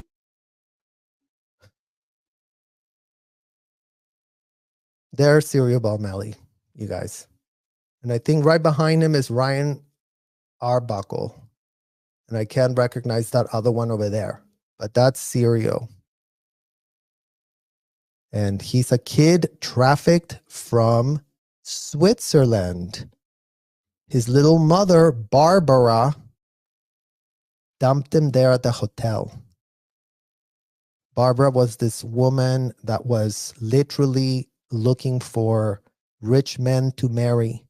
So she then ended up marrying Roberto Santos, a Mexican millionaire, and she literally gave her 11-year-old to Angie Blankenship this time. So don't think it was just Debbie Cook that was into liking them young.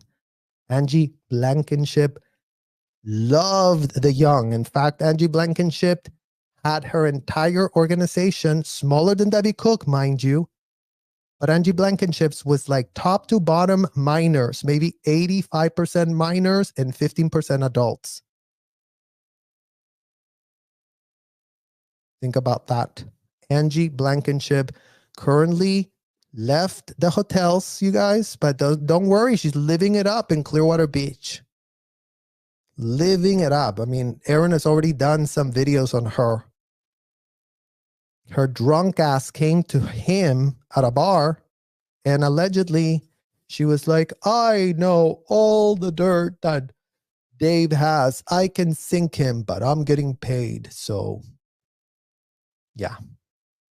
So, when you see Angie Blankenship frolicking around Clearwater, know that she is also another Ghislaine Maxwell on steroids and crack and coke and every last type of delusional thing that woman has to do to literally take breaths every day, to really pretend, to really become senile of all the disgusting things she was all about for 20 plus years. Angie Blankenship, a top slave owner. All executives were slave owners, you guys. None of them were not slave owners. You cannot be, like Jesse Prince already told us, an executive and not be willing to commit criminal activity, because that's the bonding part. That's the thing that really bonds them all together. Isn't that great, you guys? Nothing like conspiring to commit felonies to really bond these people so close, so tight. Oh no, we're not going to rat you out, David. We'll just complain. We'll just give all the paperclip withholds the media wants to hear, so we secure our payment program for ourselves. Don't worry. We are not going to come clean. We are not going to self-confess. We are not going to try to get any of the law enforcement agencies involved, because heaven forbid they find out that we were traffickers ourselves. We don't want that. We don't want to be Ghislaine's. I mean, we want to be Ghislaine's, but Ghislaine before she got arrested, that's who we want to be. And that's who they are, you guys. They're all just a bunch of Ghislaine's out there holding parties and, you know, living it up AF. Living it up AF without a shred of consideration or thought or anything. Oh, I did that so long ago. I was really trying to help the world. I sacrificed myself so much. One day I'm going to read you guys what Angie Blankenship sent me on Facebook Messenger, just so you can see how out of her mind she really was. But don't worry, I put her right in her place very, very quickly. And her head was the one that was spinning this time, not mine. As much as that woman made my head spin when I was there, a child, completely not able to talk back at her. Because, you know, Angie didn't like being talked back. If you backflashed Angie, she would go from 0 to 100 quickly than a Tesla. So crazy ass, deranged AF, Angie Blankenship. I hope these videos start arriving to your ears. And I hope you really start processing your trauma right along with all of us here. Because these videos, if nothing else, you guys, will re-stimulate all of these executives, will out them AF. They have no place to hide. They have no defense. They have none. Literally, the only defense they have is to plead insanity. That's their only defense. According to me, who grew up in a cult and who has not a shred of a clue what in the hell I'm talking about since I only finished 7th grade. Thanks to Mike Rinder, Marty Rathbun, Angie Blankenship, Debbie Cook, and all of those clowns. Yeah, and disobedience. Look at the age. Look at the size, you guys. By 1976, on instructions from Hubbard, the first children's RPF was established in Los Angeles. No time off for play, but a children's prison camp with absolute obedience as its goal. One of the reasons for the camp for children was stated in this document. Make it clear to the children. And you guys, just so you see here where it says all PAC staff, okay, just so you know, and just so we have the receipt. So if ever any of these Sea Org executives want to go, but I had no short of a clue that there was an RPF for kids, all PAC staff. You see this paper here? Guess what these people would do? Every person had a basket. That's how they would get their mail. You don't have your own basket because you have no address, but there was a big room full of baskets. And that's how they would inform you of what's going on. And that's what they would inform you of all the memos that were being put out so that everybody's on the same page. I already told you guys how these people operate, knowing what each other is doing and thinking and coordinating thereby and therewith. So since they did take that definition very serious, that little definition also tells us that they were in a conspiracy, committing daily criminal activity together, all of them inside of the hotel. Stop telling us that it was that one and not this one and this one here and I'm good and you. No, all of them together. They all stood for it. They are all still standing for it. There is no examples of actual repudiation of what in the hell they have done. Nowhere to be found. Nowhere to be thinking about it. You know, it's all about the adult problems that, you know, they really ran into with David Miscavige. It was just so hard to be David's bitch. It's all we get. That any form of vandalism, theft, and any other crime committed by a child will be punished by the RPF under aggravated conditions.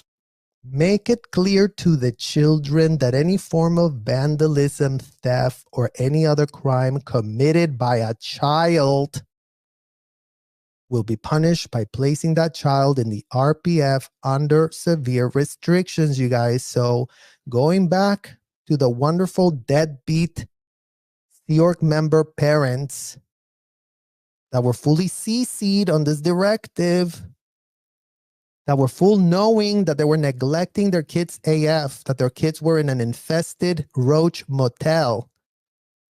Neglected AF, no one gave an F about them. But oh yeah, don't vandalize or we will put you in the RPF. Oh yeah, don't commit any other crimes because we will interrogate you, make you self-incriminate against your Fifth Amendment right that we don't give a shred of an F inside of the hotel. Make you have no attorney when you're getting deposed by our disgusting, ridiculous, deposing situationships. Criminals are treated better than children inside of these hotels in America, you guys. That is not hyperbole. That is not my opinion. The criminal is getting deposed for 5 hours. They are allowed to have an advocate next to them for the full 5 hours. The Scientology executives didn't give a shred of an F about making any of those kind of exceptions. So let that really fully sink in, that kids are getting deposed. In what world are you being asked, have you committed any crime as a child? And that's not a deposition. I mean, even in depositions, you guys, they can't even ask those type of self-incriminating questions.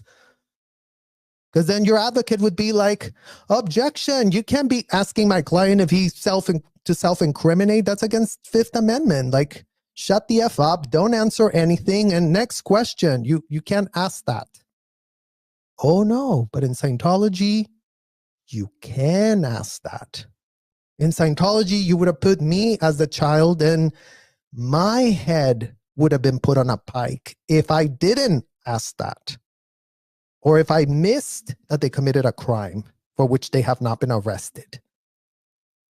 So, yeah, it really did suck to be us inside of those hotels, you guys, in case it ain't clear. These receipts could not be more egregious and disgusting and make us have 1,000 more questions today than we had yesterday, because the receipts speak for themselves. The L. Ron Hubbard speaks for itself. The rhetoric is what it is Right, guys? The rhetoric is what it says. Make it clear to the children that any form of vandalism, theft, or any other crime committed by a child will be punished by placing that child in the RPF under severe restrictions. Well, that was my formative years, you guys. From 16 to 18, that was me, except that I wasn't placed in the kids' RPF. Oh no, don't get that shit twisted. I was placed in the adult RPF with self-admitted pedos running around. With me having to sit in front of this disgusting man telling me every day how he was jerking off, thinking about me, and how he was my husband in another lifetime, and I had to sit there for 5 hours every single day with Debbie Cook, full knowing, with Marty Rathbun, full knowing, with Mike Rinder, full knowing. They all knew they were operating these children's holes. The version of the hole that got instituted on them as adults at the very end of their little, amazing career as slave owners is what they were doing to kids. But you know what? They didn't think that the Tampa Bay Times wanted to hear about that. They really thought Tampa Bay Times wants to hear about David beating us up and humiliating us and putting Debbie Cook in a trash can. I'm glad that Debbie Cook got put in a trash can, you guys. I am so glad that that woman finally got put in her place at the end of her little deluded career. She finally found her place, and then she didn't like it. Isn't that great? Finally, she gets put in her place. Finally, she's in a literal trash can. And then she's like, oh no, this is too much. Give me my $100,000. I'm out of here. And then when 4 years later, her little $100,000 ran out, let me type a little email to violate my NDA so that I can, litigate again. And that's exactly what Debbie Cook did. Okay, 4 years later, she ran out of the $100K. The only person that we know of, guys, that left with $100K, no child ever left the hotels with $100K. We all left with bills. I left with $100K bill. Not cash in my pocket, a bill that I literally paid. So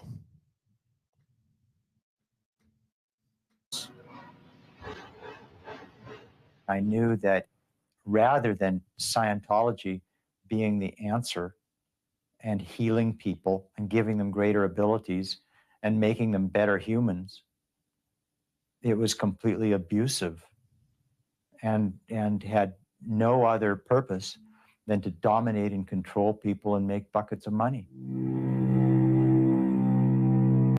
yeah. And then they expose all the kids to that dominating environment, right? Gary Armstrong, confidant of L. Ron Hubbard. Your little guru didn't tell you that kids were just adults in small bodies?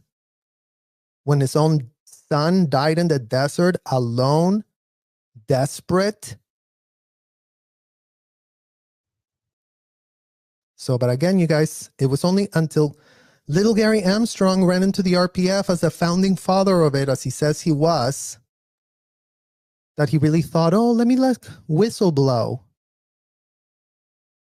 and only advocate for themselves and only pitch themselves as the victims and never confess to a single done.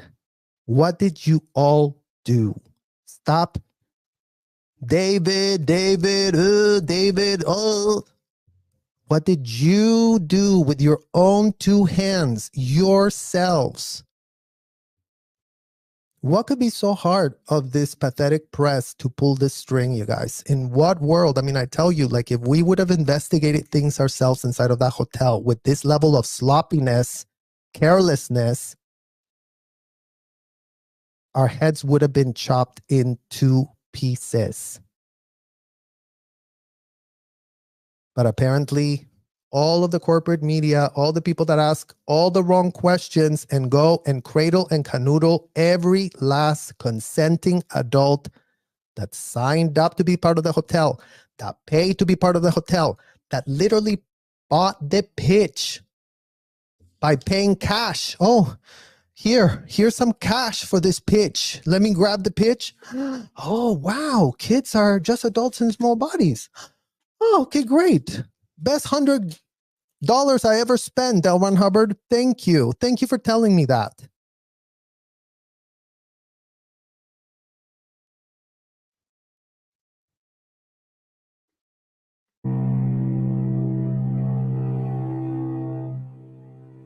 Cameras everywhere. Motion detectors everywhere.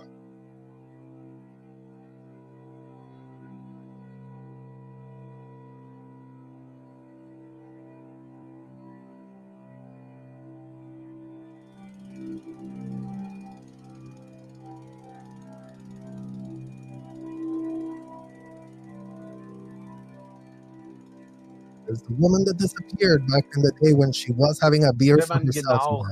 When you look exactly at what is going on, you see a reactionary authoritarian mechanism which restricts certain degrees of liberties. When it is understood that something is permissible, then it may be done. However, I don't accept that they do that for everybody else. And to make this dependent upon a Scientology citizenship, this is written explicitly in their Scientology code. Whether one is a Scientologist and this gives them the right to re-educate people in their own rehabilitation camps and so on. We have had that before, and that does not belong here. That's right. It doesn't belong, all these re-education camps. But again, you guys, if the people want to be there, then how can they not belong? If the people won't leave, then how can they not belong? If the people won't get rescued, then how can they not belong? If they're all 21 and up, then how can they not belong? Sebastian is confronted by people that tell him all day and all night, you're in a cult, this is a cult, this is a scam. It doesn't work. It doesn't work because they're fanatical about L. Ron Hubbard. They're fanatical about propping up what in the hell they're doing. They feel they're accomplishing something. And as long as they're feeling that they're accomplishing something and what in the hell they're doing is legit, because that's what you see the faces when they get confronted with the facts and the questions. You see that blank stare because they are right and you are wrong. You don't know Scientology. You are only here to spread lies. You are only here because people on YouTube are paying you to come and harass us, because aren't we the victims? Watch out for these people, you guys. They play victim very, very well. They make Tom Cruise look like the worst actor in the world in terms of their acting skills of playing victim. They'll find any old excuse to purport that they are the victims of the scam and the sham that they have propped up for themselves that they love so much. So that's why all of this supposed advocacy for adults that want to screw their lives, that want to drain their lives to hell, it isn't going very far because they cannot be advocated for, as this German man talks about his sister.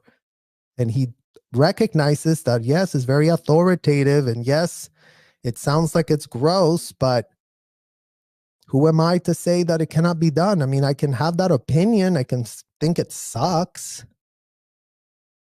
But it goes a lot deeper than that, right? Because going back to the point, you know, all the people that were hanging with Jeffrey and Ghislaine are not having any problems for themselves, you guys, other than the fact that now they cannot wash the blood that's in their hands. That's the only inconvenience.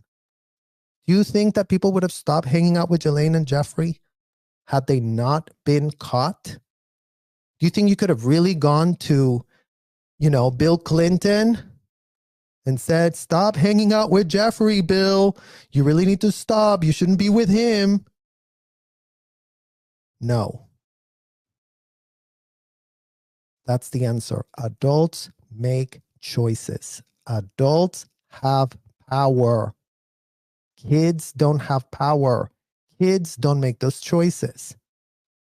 And unfortunately for us, inside of those hotels, these adults went through lengths, real long AF lengths, you guys, to ensure that we always felt we were co-opted, we were part of their scheme, we were willing, complicit co-conspirators to the racketeering. Well, in this year, 2024, we are pushing back on that ridiculous, self-serving narrative. CC all Scientology executives. CC all Scientology parents that dumped your kids inside the Sea Org. It's you who needs to go to prison. It's you who needs to visit the FBI. It's you who needs to get your ethics in, but this time your legal ethics in, not your hotel ethics. All of your hotel ethics couldn't be more of a scam if you weren't paying a 14-year-old to do your ethics cycle. If Debbie Cook didn't have the bright idea to post a bunch of minors as the ethics officers, because they liked us young, you guys, they liked us like that. We were hand-selected based on our looks. We were hand-selected based on how we talked. We were hand-selected based on our intelligence. We were hand-selected based on how adulticized we were. So before anybody wants to give these adults all the benefit of the doubt that they don't have for themselves, thanks to their little daddy figure, L. Ron Hubbard. So if you Scientology adults and executives are getting really pressed right now, really re-stimulated by what in the hell I'm saying, go and check with your daddy figure, L. Ron Hubbard. Go and check with him. Open up the books again and read them cover to cover again. This time, apply critical thinking fucking skills. You have no excuse to put them, check them at the door. I got told to put my critical thinking skills at the door, so I really thought that it was a thing. Because that's about how pathetic you all sound today with your little pitch that, oh, we didn't have critical thinking skills because L. Ron Hubbard canceled critical thinking skills. Isn't that so great? Aren't we so religious inside of these hotels with zero critical thinking skills, infantilized out of our minds, doing the bidding of a convicted, indicted felon to the letter?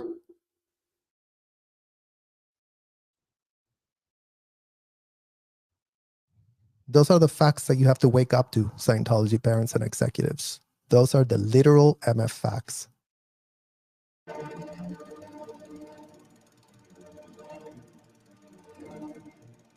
The question I've asked many times over, because of course I've got calls from a lot of people telling me my sister is doing quite poorly now and she has to work hard. I don't doubt that at all. When she's doing that voluntarily, then that is her business. If I now She's doing that voluntarily, and that is her business. Isn't that great, you guys? I love German thinking. It's like finally someone with brain cells. Somebody with brain cells finally on the record, you guys. Never mind that this man made this statement back in 1999. And a quarter century later, we're just discovering this gem. Something that Mike Rinder has never done a reaction video about. Gee, I wonder why. I wonder why he was so pressed to go and, really stamp out this critical piece, because you didn't want any criticism, Mike Rinder, and that is your MF problem. If you put your ego to the side and you take the MF criticism and you take the MF oversight, maybe you could have been helped. Maybe you could have been redeemable. But since you didn't bother to do that, since you bothered to really assert yourself and be so confident, like the little con man that you are, by choice. By choice. You made that choice. You were a grown adult and you made choices that we're having full receipts. So you're not saying we're confronting you with so many generalities. Oh my God, I'm being attacked, you guys. Why am I being attacked? I'm really just trying to do my best here. Well, you were the founder of OSA, Mike Rinder. So double check why OSA is still thriving and keeping Scientology alive. And maybe write a book that shuts it down instead of writing a book that just fills your pockets and puts your little delusion that you're the next L. Ron Hubbard now. Hooray for you. You're going to clear the planet by doing nothing and pulling things out of your ass that are sanitized so that everybody buys your fake pitches and you secure more interviews where the press is going to pay you for your expert opinion to play dumb. I'll go in there and get involved. Am I helping her? Am I hurting her? Or am I only helping myself? Those are good questions for all the people that are really wanting to save adults. Are you really helping them? Are you really hurting them? Or are you helping yourself? So the next time all of you have a little urge to go, oh, really, we have to, rescue all adults that, refuse to leave the hotel. Not talking about the ones that want to leave the hotel, you guys. If they want to leave, then fine. Help them leave. I'm talking about the people that are staying there, that are waking up every day and making that choice, as if we didn't take it upon ourselves to leave, as if Jenna didn't take it upon herself to leave, as if Nora didn't take it upon herself to leave, as if Laura didn't take it upon herself to leave. Our choices speak for our MF selves. As soon as we reach the level of maturity where our brain said, we cannot be inside of these disgusting hotels doing whatever in the hell it is that they're having us do, then we left. So yes, you can leave, but you have to move your feet.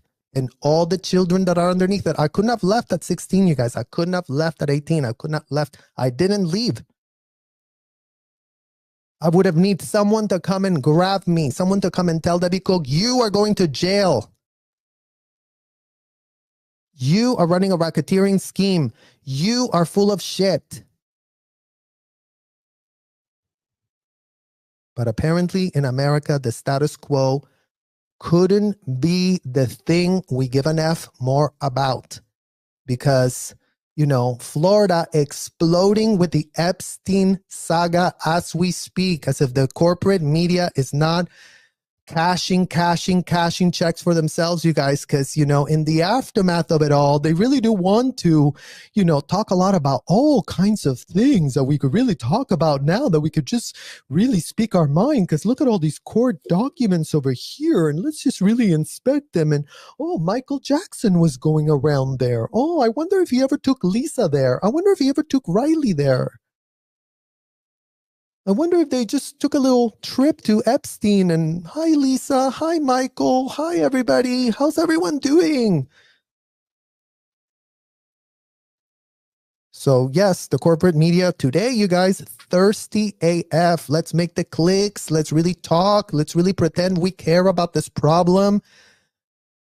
By the time anything else rolls around, you guys, they won't give a shred of an F. By the time their little views go down, oh, people don't care about Epstein anymore. Let's go for something else. What can we pitch? What can we pitch, guys? Let's really think about it, since we don't give an F about trafficking of minors.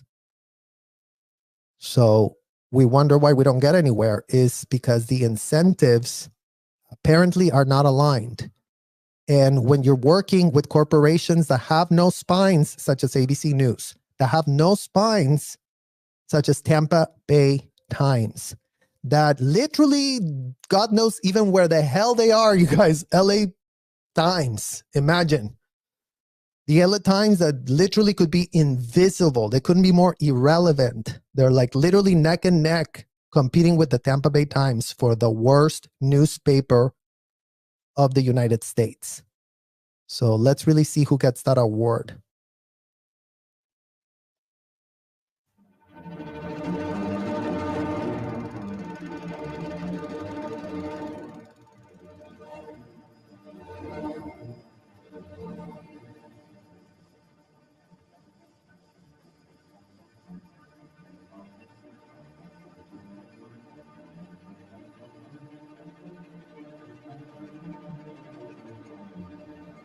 4 months later, February 1999, Jochen Körner flew to Los Angeles to see his sister Wiebke again after almost 4 years. They met at a small restaurant in Hollywood.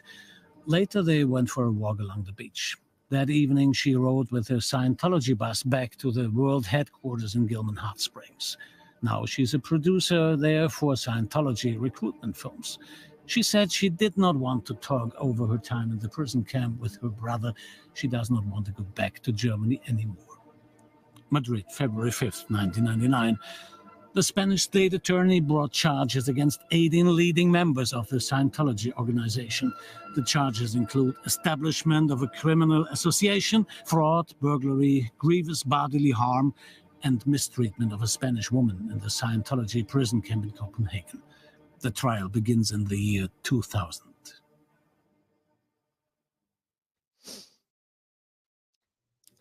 Well, and there you have it, guys. We managed to complete this documentary that came out a quarter of a century ago. A documentary that puts Mike Rinder at the center of the Office of Special Affairs. That puts Mike Rinder right next to the cops when he was running the crisis management operations to derail these people that were doing a documentary, that were trying to investigate, that were trying to find what in the hell was going on with these horrific work camps. And Mike Rinder succeeded, you guys, because these people never saw that there were kids. People never got a hold of that. They saw some kids on the street, and at least they did cover the kids' RPF. Never mind that Mike Rinder, Marty Rathbun, and David Miscavige, the disgusting, depraved men that they are, canceled the kids' RPF. By the time I was abducted and they had a so-called religious, whatever, 501c sham, they got rid of the kids' RPF and they just put us with the adults. So these people always go for, let's make the worst choice we could make. Let's do the most inhumane thing we can possibly do. And that is where we leave this documentary, with you, Mike Rinder, having to become an adult. You are no child. You were no child reading those advices from L. Ron Hubbard to really go and break into people's places and break the windows and break the doors and steal this and blackmail here and blackmail there. With your own proteges calling you out, saying you are the reason this shit was alive. As if you weren't handling their PR, as if you weren't sanitizing all the disgusting dysfunction. You called yourself the Watchdog Committee of OSA, WDC OSA. You were the top dog of your disgusting thing that you founded so that L. Ron Hubbard really would have been proud of you for having propped up his scheme. Imagine Hitler dies, you guys, and then 3 degenerates pick it back up to wherever in the hell he left it at. And then imagine they got away with doing horrific criminal activity, and then they leave the hotels, and then they purport, what's the big deal? What's everyone so pressed about? We were just applying a religion, even though we called it a technology, even though we never prayed, even though we didn't believe in God, even though we were laughing at all the idiots that were paying the $10,000, that were believing all the scams we were selling. Full knowing, Mike Rinder, you were now outed for laughing at the people, the idiots that believed you, for laughing at the idiots that thought you were anything other than a pathetic grifter, than a pathetic child abductor, than a pathetic deadbeat dad from hell.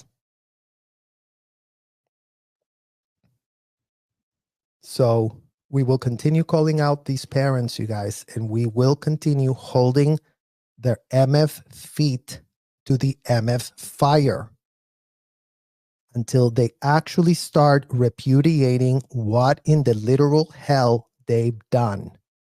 All of them as a collective, all of them guilty AF. We don't need the stupid ass courts of the United States to tell us that. Lucky for us, we have receipts. Lucky for us, we have all manner of investigations, half-baked narratives that, just completing with a little bit of context, with a little bit of shining a little light to be like, oh, guys, look. Yes, there was a prison camp, but yes, these people double down and triple down on their unhingedness when they implicating kids. Because we've said this ad nauseum already. If these unhinged men and women would have taken it upon themselves to go, cannot come in, you cannot get drunk if you're not 21 and up. So why in the hell would you able to consume disgusting, idiotic rhetoric from a convicted felon to be put in extremist role plays locked against your will? And how are you all Scientology parents and executives want to start pitching that in reverse? Because that is your challenge. That is y'all's homework. Pitch that audits was not systemic, institutionalized, locking up kids against their will, false imprisonment. Really think long and hard on that one in front of a mirror and see if with a straight face you can explain it to yourself. Because chances are that you won't be able to explain nothing to yourself that's going to make a shred of sense, since you have no defense. But all of you tuning in, all of you becoming aware, all of you caring about this issue, every day we get more and more people that are full of bright ideas to do a lot of things. There's so many things we can do, you guys. And yes, these lives, some people have said, okay, well, what's your solution, Serge? My solution is to expose the facts. Everything else will fall in place. And all of you helping, all of you actually caring about the problem, taking it seriously, dedicating your time, dedicating your attention to this,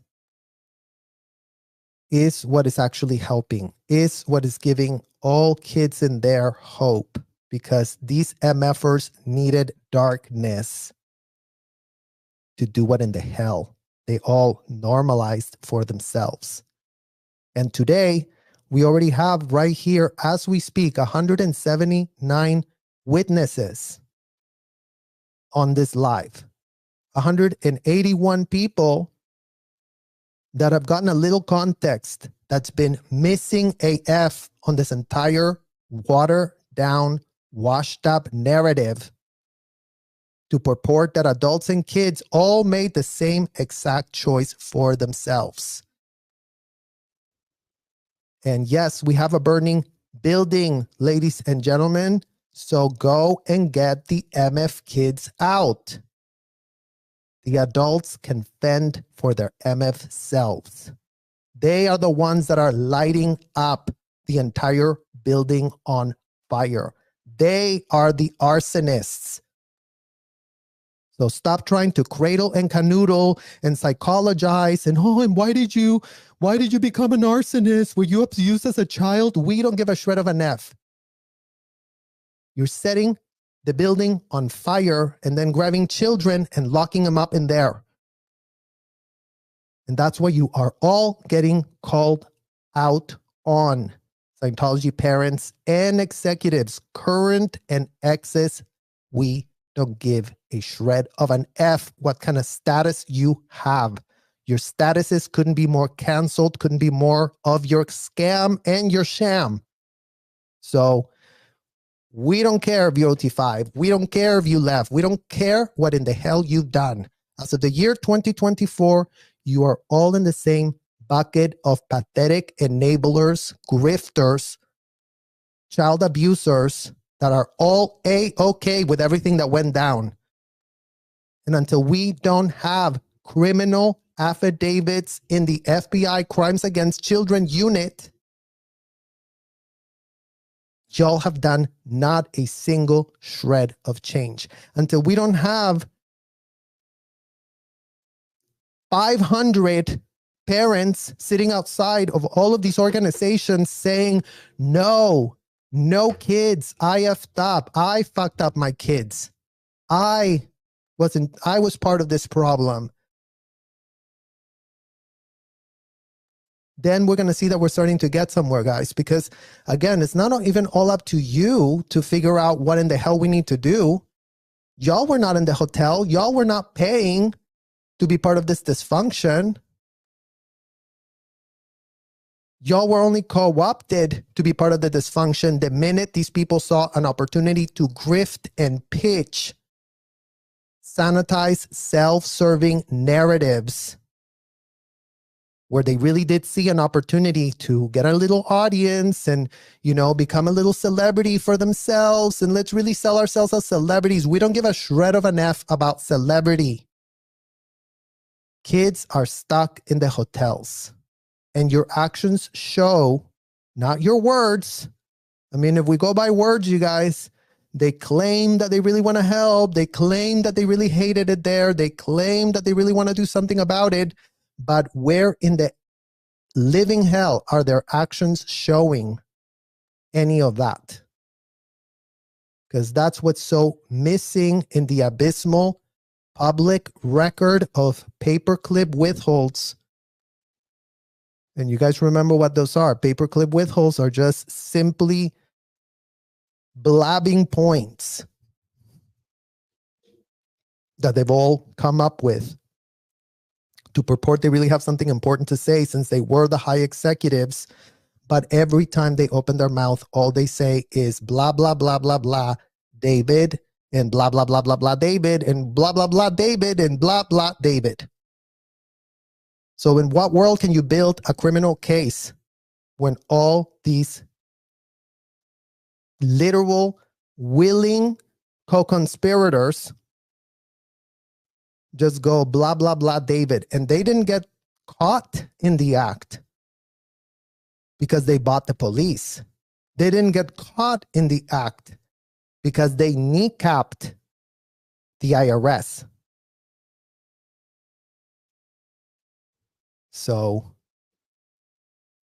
that's what's really, really becoming super duper clear here, you guys. But the clearer things become, the more armed with solutions we can all become.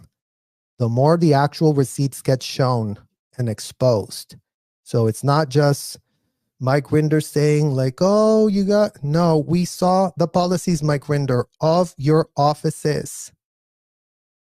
So skip us with the pitch that we don't know what in the hell we are talking about because we do know how to read and write. Lucky for us, we did learn that. Lucky for us, we did. And today we just read your policies that you were implementing for yourself at OSA. So since those little policies make not a shred of sense compared to how you're pitching yourself today, you are, well, start opening your mouth already and start making MF sense. Question. Let's go to the questions, you guys. Ann Walsh.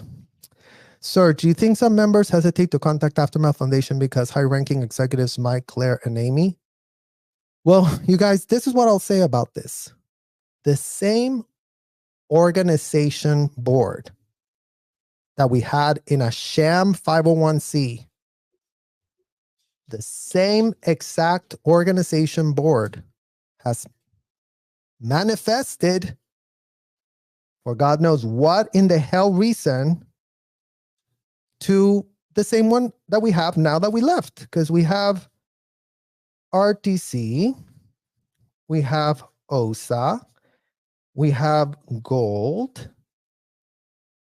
we have WDC, and we have security treasury. So who's RTC, you guys? Oh, look, it's Claire Headley. Who's OSA, you guys? Oh, look, it's Mike Rinder. Who's gold, you guys? Oh, look, it's Mark Headley. Who's WDC? Oh, look, it's Amy. Oh, it's Matt Pesh. So there's no diversity. There's no nothing. There's all these same people that were at the very top of this pyramid scheme of abuse, institutionalized, systemic trafficking of minors at an industrial size scale that apparently either they don't want to admit that's what they were doing, or they just find it very convenient that as long as they can grift, as long as they can launder their image, as long as they can live out their savior complex, as if they've ever saved anyone other than themselves, for their own public record choices. This ain't our opinion. This ain't us being so critical and tough on you. Those are the MF facts. And y'all could have walked out of that 501c. Y'all could have said, oh my God, this is a sham and a scam, Aaron. We're out of here because we do have a spine and, you know, we don't agree with anything of what in the hell you're doing. And you couldn't be more flawed and you couldn't be more pathetic and you couldn't be more out ethics. Remember, guys, that was the whole pitch. He's so out ethics. And now we are going to take over. We are going to scheme and scam. We are going to take this because we really want to help with the hundreds of thousands of dollars that we really have raised, and everyone should really trust us, because why not trust the same people that were doing that in the hotel? Why not trust the same people that we just saw all the receipts here back in 1999 that are not making a shred of sense? Why are we calling this out? Why is it our job, you guys? Why is it up to us to call it out? Because it shouldn't be. This is Mike Rinder's job. This is you, Mike Rinder. You shouldn't need us bypassing you. You have had a YouTube channel where you can go back in your content and you can really explain to us why none of these receipts are adding up in what in the hell you have presented. Because that's what in the hell is called. Receipts don't add up. Then what in the hell is going on? And the receipts are a copy of your actions. So you don't think this is a personal anything. We don't give a shred of an F about you. You couldn't be more irrelevant in our lives. Besides the fact that you, Marty Rathbun, and David Miscavige did take it upon yourselves to spend 10 years with the top attorneys figuring out how to mastermind the sham y'all build so that we could get abducted and you wouldn't see a shred of legal repercussion. Well, congratulations. Because for many decades, you did get away with your scam and your sham and your grift from hell, implicating kids and minors that no one has told you that you need to take responsibility for, and you don't want to take responsibility for, and you don't want to be told because, oh, I contributed so much already. You should be so thankful. I've done all that I've done. We're not thankful whatsoever, Mike Rinder, given the fact that all the kids are exposed to exactly the same level of disgusting derangement that went on when you were the head of the thing that managed to keep this thing alive. So if your organization is keeping this thing alive as your protege outed you, then what in the literal hell are you doing there, scratching your head and purporting that you're really going to help anybody other than yourself? Because right about now, the physical universe evidence is what we have inspected to come with our conclusions. Martha, question, Serge, did they point guns at kids to intimidate?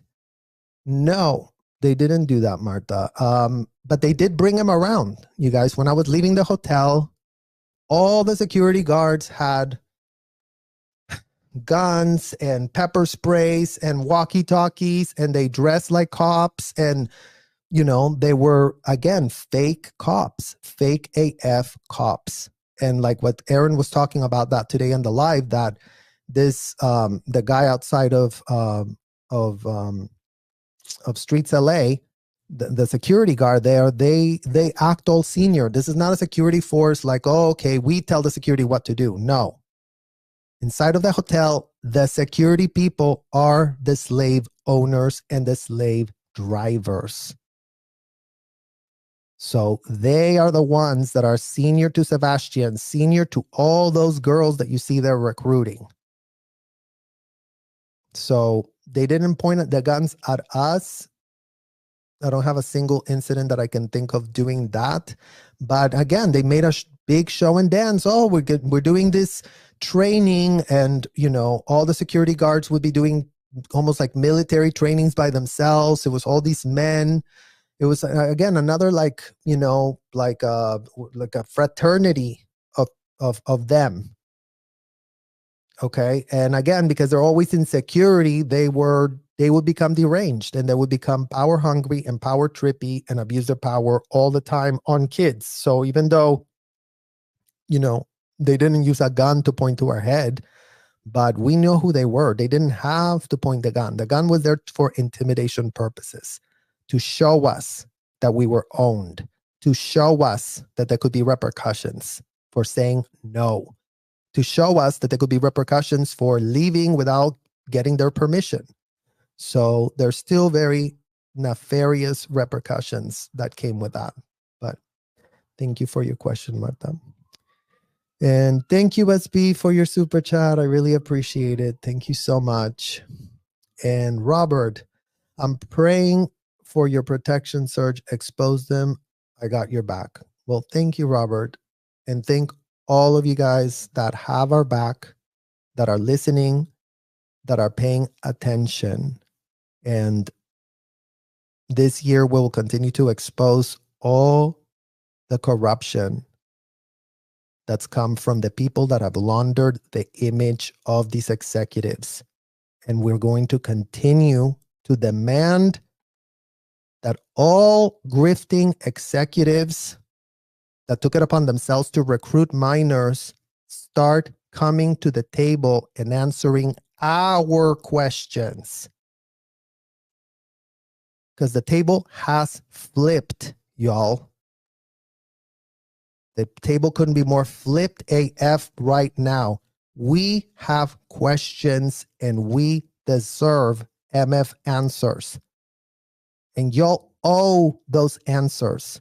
And I know that that's one of the buttons that Mike Rinder has, you guys. Oh, no one can tell me I owe anything.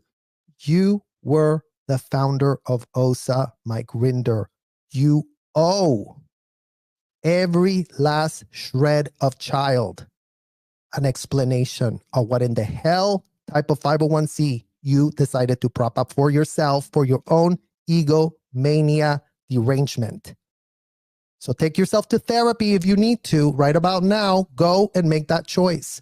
Go and process some of your trauma, and then go and figure out how in the hell you can start coming clean. Figure that out for yourself real quick, because we're literally just getting started. Literally just getting started with all of these executives. All of them need to answer what in the hell they've done. And the sooner they do, and the sooner they stop abusing kids inside of those hotels, the sooner none of us are going to have these lives talking about disgusting things that we would rather not have to talk about. We couldn't be more nauseated that we have to spend all this time there, but we're going to be more nauseated not doing anything about it and pretending that it's just all going to go away because the traffickers are really going to get incentivized to really do anything. We're no longer kids, Mike Grinder. We're no longer pathetic kids that you all could just, manipulate us with your bullshit pitches and your stupid military uniform that turns out was fake AF. You are all getting called out. You were all part of the team. So start answering the questions already. For any of you that have questions, send them his way. And I know they delete comments, you guys. Literally, I know. But you know what? They can still start getting questions. They can still start being given the question. So maybe it helps, even if they erase it, it's like, maybe it helps them to start thinking about what in the hell they did. Because, so far it seems like they're trying to manage everything by not figuring out what in the hell they did. And you know who helps when they do that is the scam. The scam is helped. The scam continues. The kids get no shred of help. And, every last kid that's stuck in there deserves to be let out. So luckily, with all of you guys paying attention, we will get to the point when we start getting kids out of that hotel. And we start getting answers, not just from Mike Rinder and company, but also from the Clearwater Police, the Tampa Bay Times, the banks that are really thinking it's a great idea for them to be banking Scientology. All of y'all, the public people that are really donating, Trish Duggan, that really thinks it's a great idea for her to be giving $300 million to these people, because good luck, Trish Duggan, explaining to everyone how you donated $300 million to this disgusting hotel. Good luck pretending you had no shred of a clue about anything, because we would know how much of a clue you do have. And how much blackmail would they have on you to have $300 million of you inside of those hotels? So all of those things will be connected soon enough, you guys. Soon enough, we'll get to that. So I hope all of you have a great Friday and a great weekend. And I will see you guys all really soon. Bye-bye.